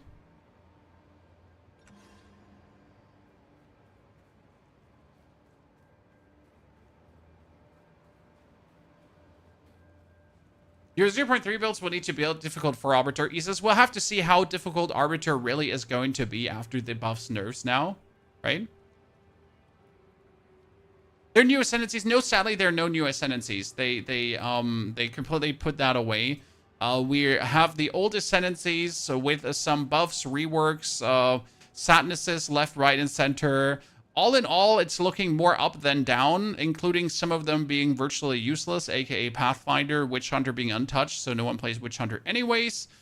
Some getting really cool, like the Acolyte of Chayula, so I can see me actually playing that one. I've not played Acolyte of Chayula until now, so the game is almost a year old and I haven't even touched that, right? Titan is unchanged, so you can still do, like, every single build you've done with Titan, you can pretty much still do with Titan now. Apart from Giant Split being nerfed.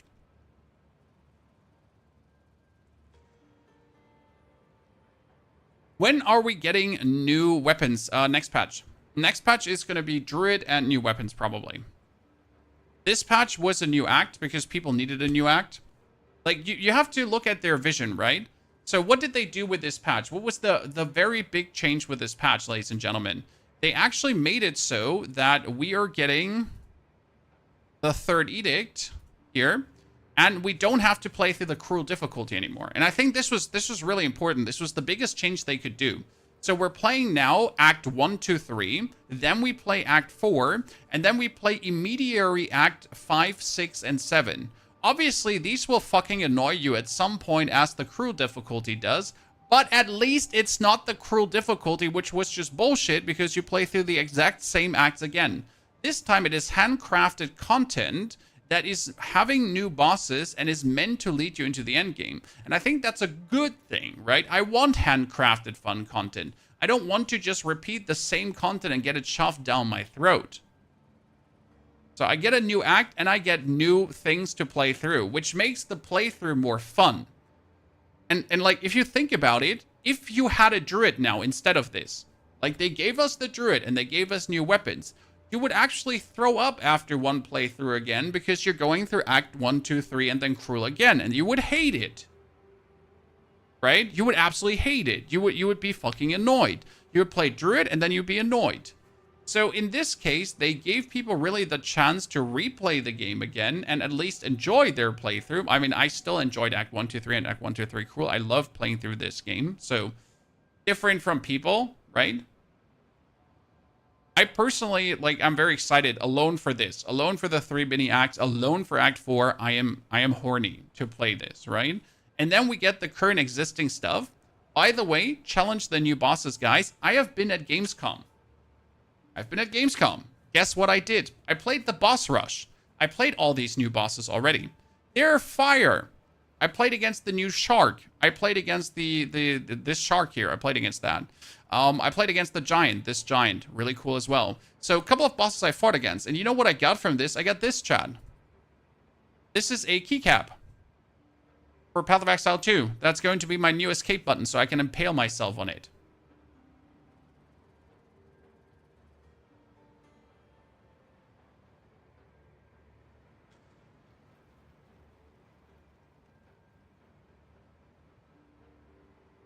I sadly did not get to test Rise of the Abyss League, but I already saw some of the new bosses and they're actually fire.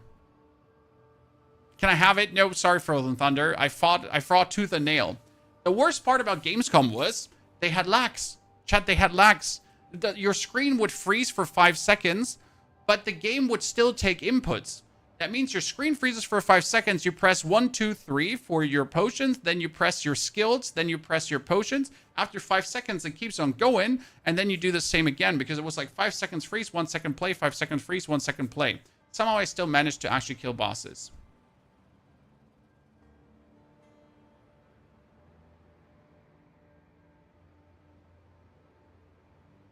Yeah. Wow, that's been 3 hours, Chad. So for everyone that has been here or not here, hi, pleasure to meet you all. We have spent now 3 hours talking about patch notes. I'm like, I guess you're all crazy. You're officially all crazy, you filthy animals. Now let me check here down the actual skill alterations, because there have been like a lot of skill changes, right? That I have partially not all read because some of them have not been worth it to actually look into.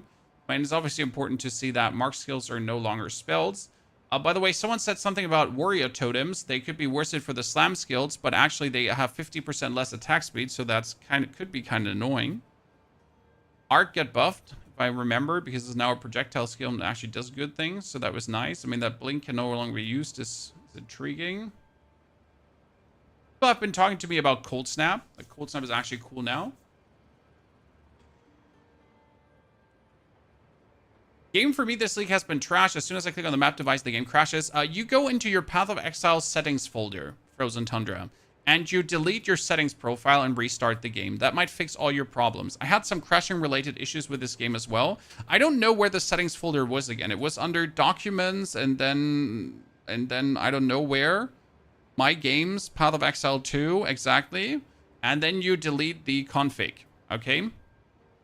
My games, documents, my games, Path of Exile 2, delete the config, restart the game. It should fix all your problems. I could partially not start the game because of this. Okay.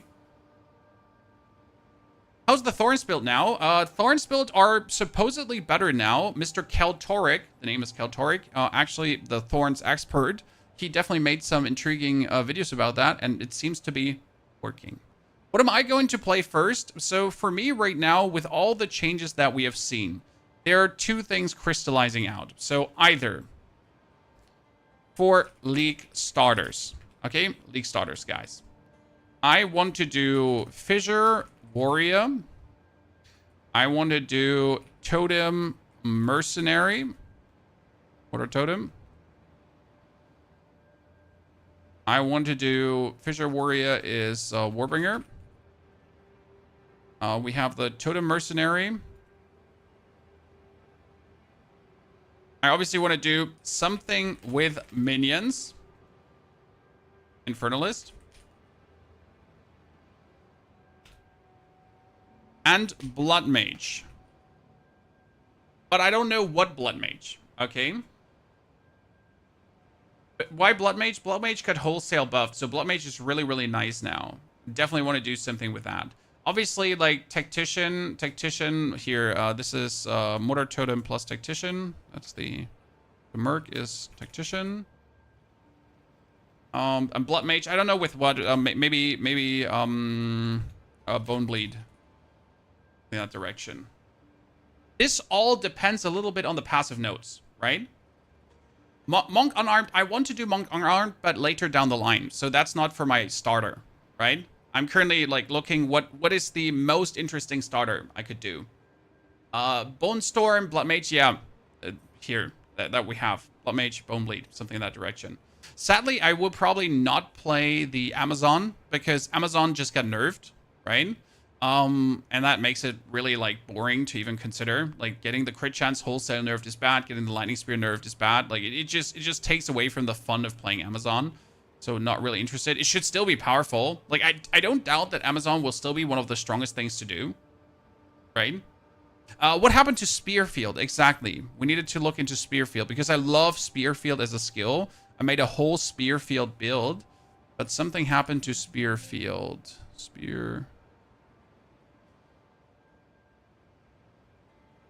Something happened to Spearfield, but why can I not find Spearfield? Is one word. Fuck me. Spearfield now deals damage at gem level. Previously it was that, right? And it deals 80% less damage in the first 0.5 seconds of its duration. It no longer has an unintentionally hidden 300% more damage after 0.5 seconds. The biggest problem with this is the 80% less damage. If you put Spearfield into the opponent, you always deal 80% less damage, right?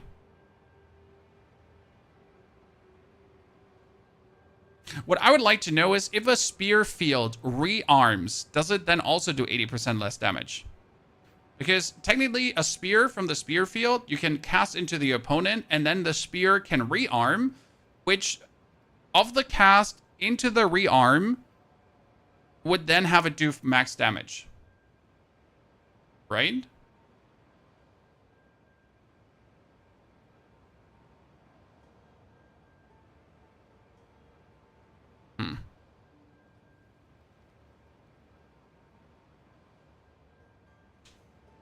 I'm not sure how good Spearfield could still be. I mean, like, having this 204% bonus damage is nice, but not having the hidden super bonus damage that it used to have, yeah. I just generally like bleed builds, okay? You have to understand I'm a sucker for bleed builds, guys, right? If you test fissure builds, please stream. If you're new to this channel, ladies and gentlemen, I don't do anything off stream. I don't have time to do things off stream. So all our runs, everything will be streamed. I mean, Path of Exile is a while ago. We had many other games. That was a lot of here. This. So you're gonna see me like, right? We're gonna have the titles. That's Tactician 1 to 85, Endgame Tactician, Warrior. That was Huntress. That was Kazan in between. Then we had the solo self-found build. That was also really fun. But you'll notice that every stream will always be titled properly with what it actually is, okay? Chronommancer 1 to 65.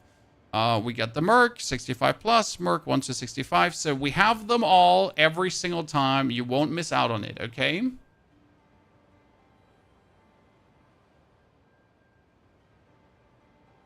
Don't you worry. We got this all covered. You know you will start with a Merc.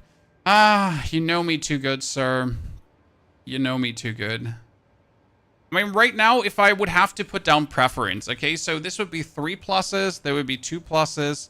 Something with minions is a mild interest to me, and Blood Mage is actually even more. So this would be, right now, my weighting in what I am really intrigued in.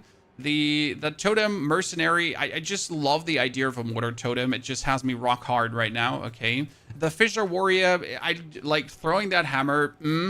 Doing something with the Blood Bleed is just because I love the Bleed fantasy, right? And the actual Blood Mage get buffed.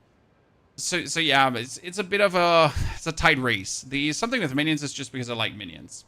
What about Chayula? Chayula is for later down the line, okay? I need to first get into the league. I need to get a feeling for all the new notables, passives, for all that kind of stuff, to then try out the other stuff. And I recommend that to everyone.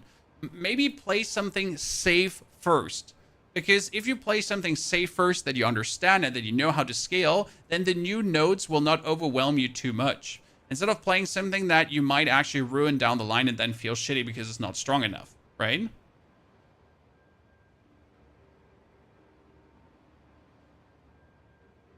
That's why I probably will go with something that I know how to really make good, right? I know how to scale this. I know how to have Totem Merc be like an absolute banger from the very beginning on, to then see where we can go into. By the way, did they ever say what level Totem is? Like, how soon can we get the Totem skill?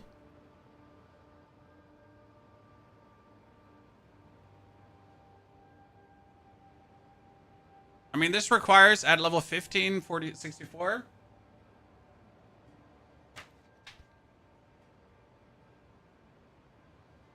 But they never said it in the patch notes, right? What level mortar? Nah. I'm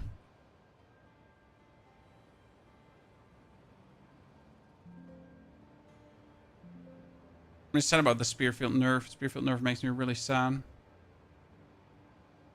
I'm not looking forward to that, but we'll see. I mean, Volcanic Fissure is just so interesting. What is Voltaic Grenade? Now applies electrocution debuff to enemies on hit for 6 seconds and has more electrocution buildup from hits with this skill at gem level. Wow. Wow. I mean, it has less damage, but it has more electrocution. That Voltaic Grenades might actually be worth it. Other grenades. We got the Voltaic Grenade. We got the could not generate meta. Cluster grenades. Yeah, cluster grenades get buffed. We knew that. So cluster grenades now do more damage, right? And like they could be interesting. Gas grenade no longer has special behavior, causing it to detonate as soon as it stops bouncing. So it's strictly based on the detonation timer. Rapid shot was buffing the grenades. Yep. And Voltaic grenade was Voltaic grenading. Okay. It has hop, yeah, but I never played the Voltaic Grenade for damage. I actually played it just in between for shock. So I you know, you just had grenade, Voltaic, freeze, oil grenade, gas, explosive, Voltaic, oil, right? So I never really cared for the actual damage to go out like that. What do you think your starter will be? Most likely Totem Merc. I have done a Totem Merc already, so I know exactly how to put the skill points for Totem Merc, right? So we have this Tactician Dawn of the Hunt. This is the actual Totem Mercenary, right? This is the actual mercenary that plays the totems, that has me then shoot out and has my totems shoot. So I have done this exercise before. I have put my damage in for the bonus damage with the two-handed weapons, for the bonus here, fire resistance penetration, for the maximum totems, for the actual weapon swaps as well, because as you can see, these points here are all weapon swap points. So if I swap my weapon, I do like here the explosive grenade stuff, and if I then swap my weapon back, I do the totem placing stuff. So I've gone through both motions of the oceans. I figured this out, how I have to put all my shitty points to make this actually work.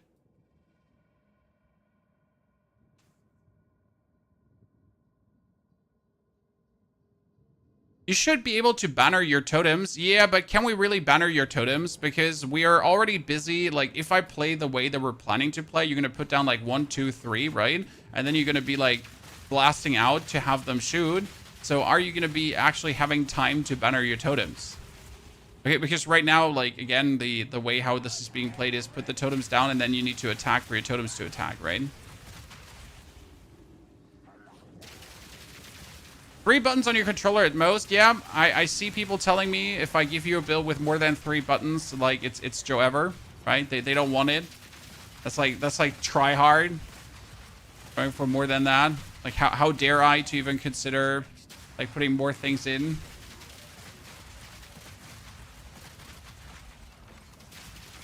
Like too try hard. No one can play a build like that. A big step forward. Seems all the changes are good, but let's wait for the final patch note and the game experience too. I think a big change will really be the passive nodes, right? Because currently when I play a grenade build, I know that I put in X points, then I go for the bonus projectiles, right? Then I'm going to put in X points, and I'm going to go for grenades explode a second time. Then I'm going to put in like so and so many points, right? I know where to go. But the Merc is getting like 23 or 17 new nodes put in. So where are they going to fit? I mean, are they just going to squeeze something in here? Or are we going to move something outside? Are we going to beef up the whole thing? Are we just going to have like more things on every, like here, there could obviously be something there, right? There could be something here. There could be something here. There's some space to squeeze something in, right? You could squeeze another thing in here. We could have something pop out of this, like right there. There's technically enough space to pop in stuff, but where is it going to end being?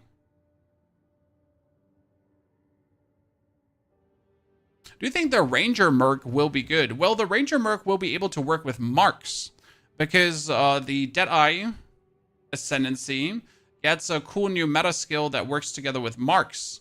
So that's a nice thing.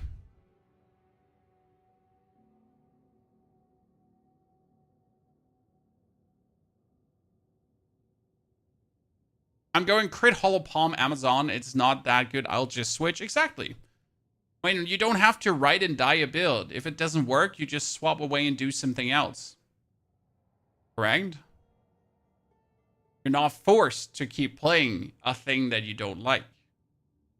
I just generally want to play new things, right? Why would I play something that I've played already?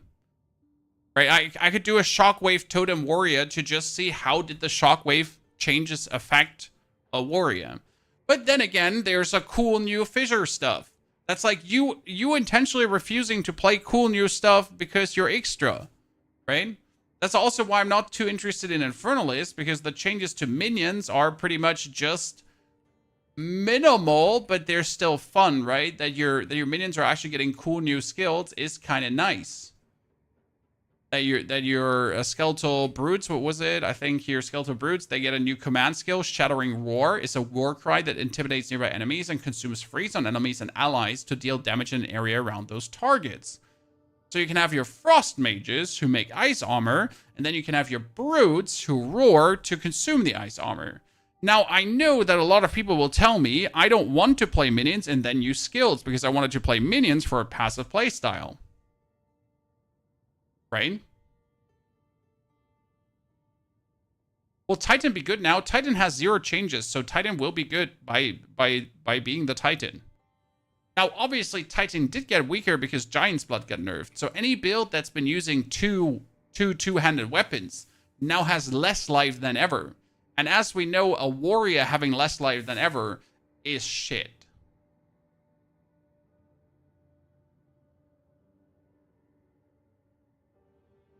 Your Huntress crossbow build was pretty good. Yeah, but they nerfed the crit now on the Huntress, so it's kind of sad. Can you convert fire to cold damage and run Forge Hammer in a minion build? I mean, you could at least explode the Forge Hammer with your brutes, probably.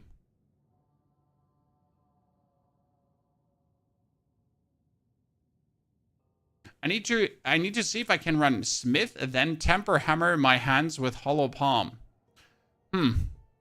Even then, the Anvil will not be good, right? Even then, the Anvil will not be good. By the way, chat, I really enjoy how so many of you just really enjoy talking about Path of Exile 2. So thank you for sharing this interest with me. Thank you for so many of you actually being here. This has me plenty excited for the week to come. Because this whole week, we will actually be streaming Path of Exile 2, and it's all going to be theory crafting a bit towards the release. So what I'm going to be doing today is off stream. I will put everything we have learned here a bit to use. I will think about the Fissure Warrior, and we will actually also play a bit of Fissure. Because you already have Fissure in the game, right? I have a lot of Titans going on. So we actually will experiment a bit around with it. Obviously, it's vastly weaker than what it's going to be because it simply does not work the way that it's supposed to work, right? Fissure just doesn't do, it doesn't do the aftershocks. You can't slam into the Fissure. Yet still, though, we can already put some of our brain power into this to see what we can actually do, right? Preliminary with the characters that we have. That's at least my plan. and I hope you're all excited for this, that you just know what we're going to be streaming the next couple of days, what's going to be going on here, and we'll be doing a lot of like thought processes, also what we can do with a blood mage. Now, obviously, we don't know about the new passive skills in the skill tree, right? That is going to change everything we can prepare, but at least we can think about some of the supports we want to use and other stuff. What we also have to think about is how to level, right? How are we going to level? Because there's no universal good leveling strategy anymore. Like for Warrior, we're going to be returning to Bone Shatter leveling, right?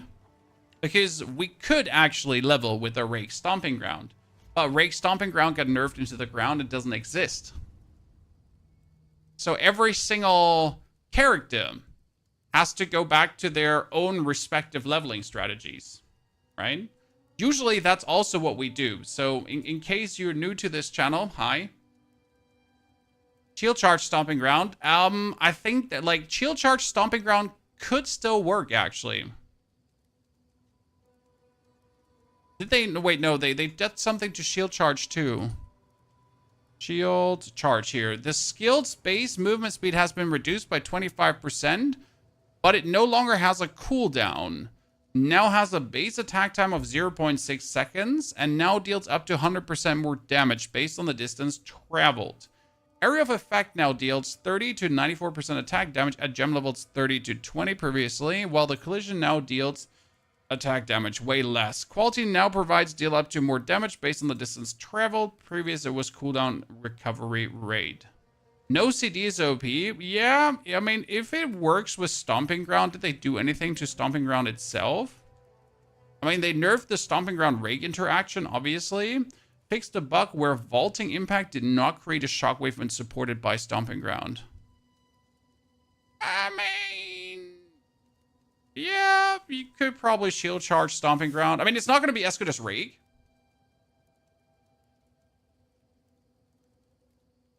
No, they didn't remove Traversal either. They removed Traversal from Rake, but not from Stomping Ground. So the question was not, can we Rake Stomping Ground? Because we know we can't Rake Stomping Ground. The question was, could we still do Shield Charge Stomping Ground? Right? Because you have Shield Charge. So could we do that instead? And how efficient would it be?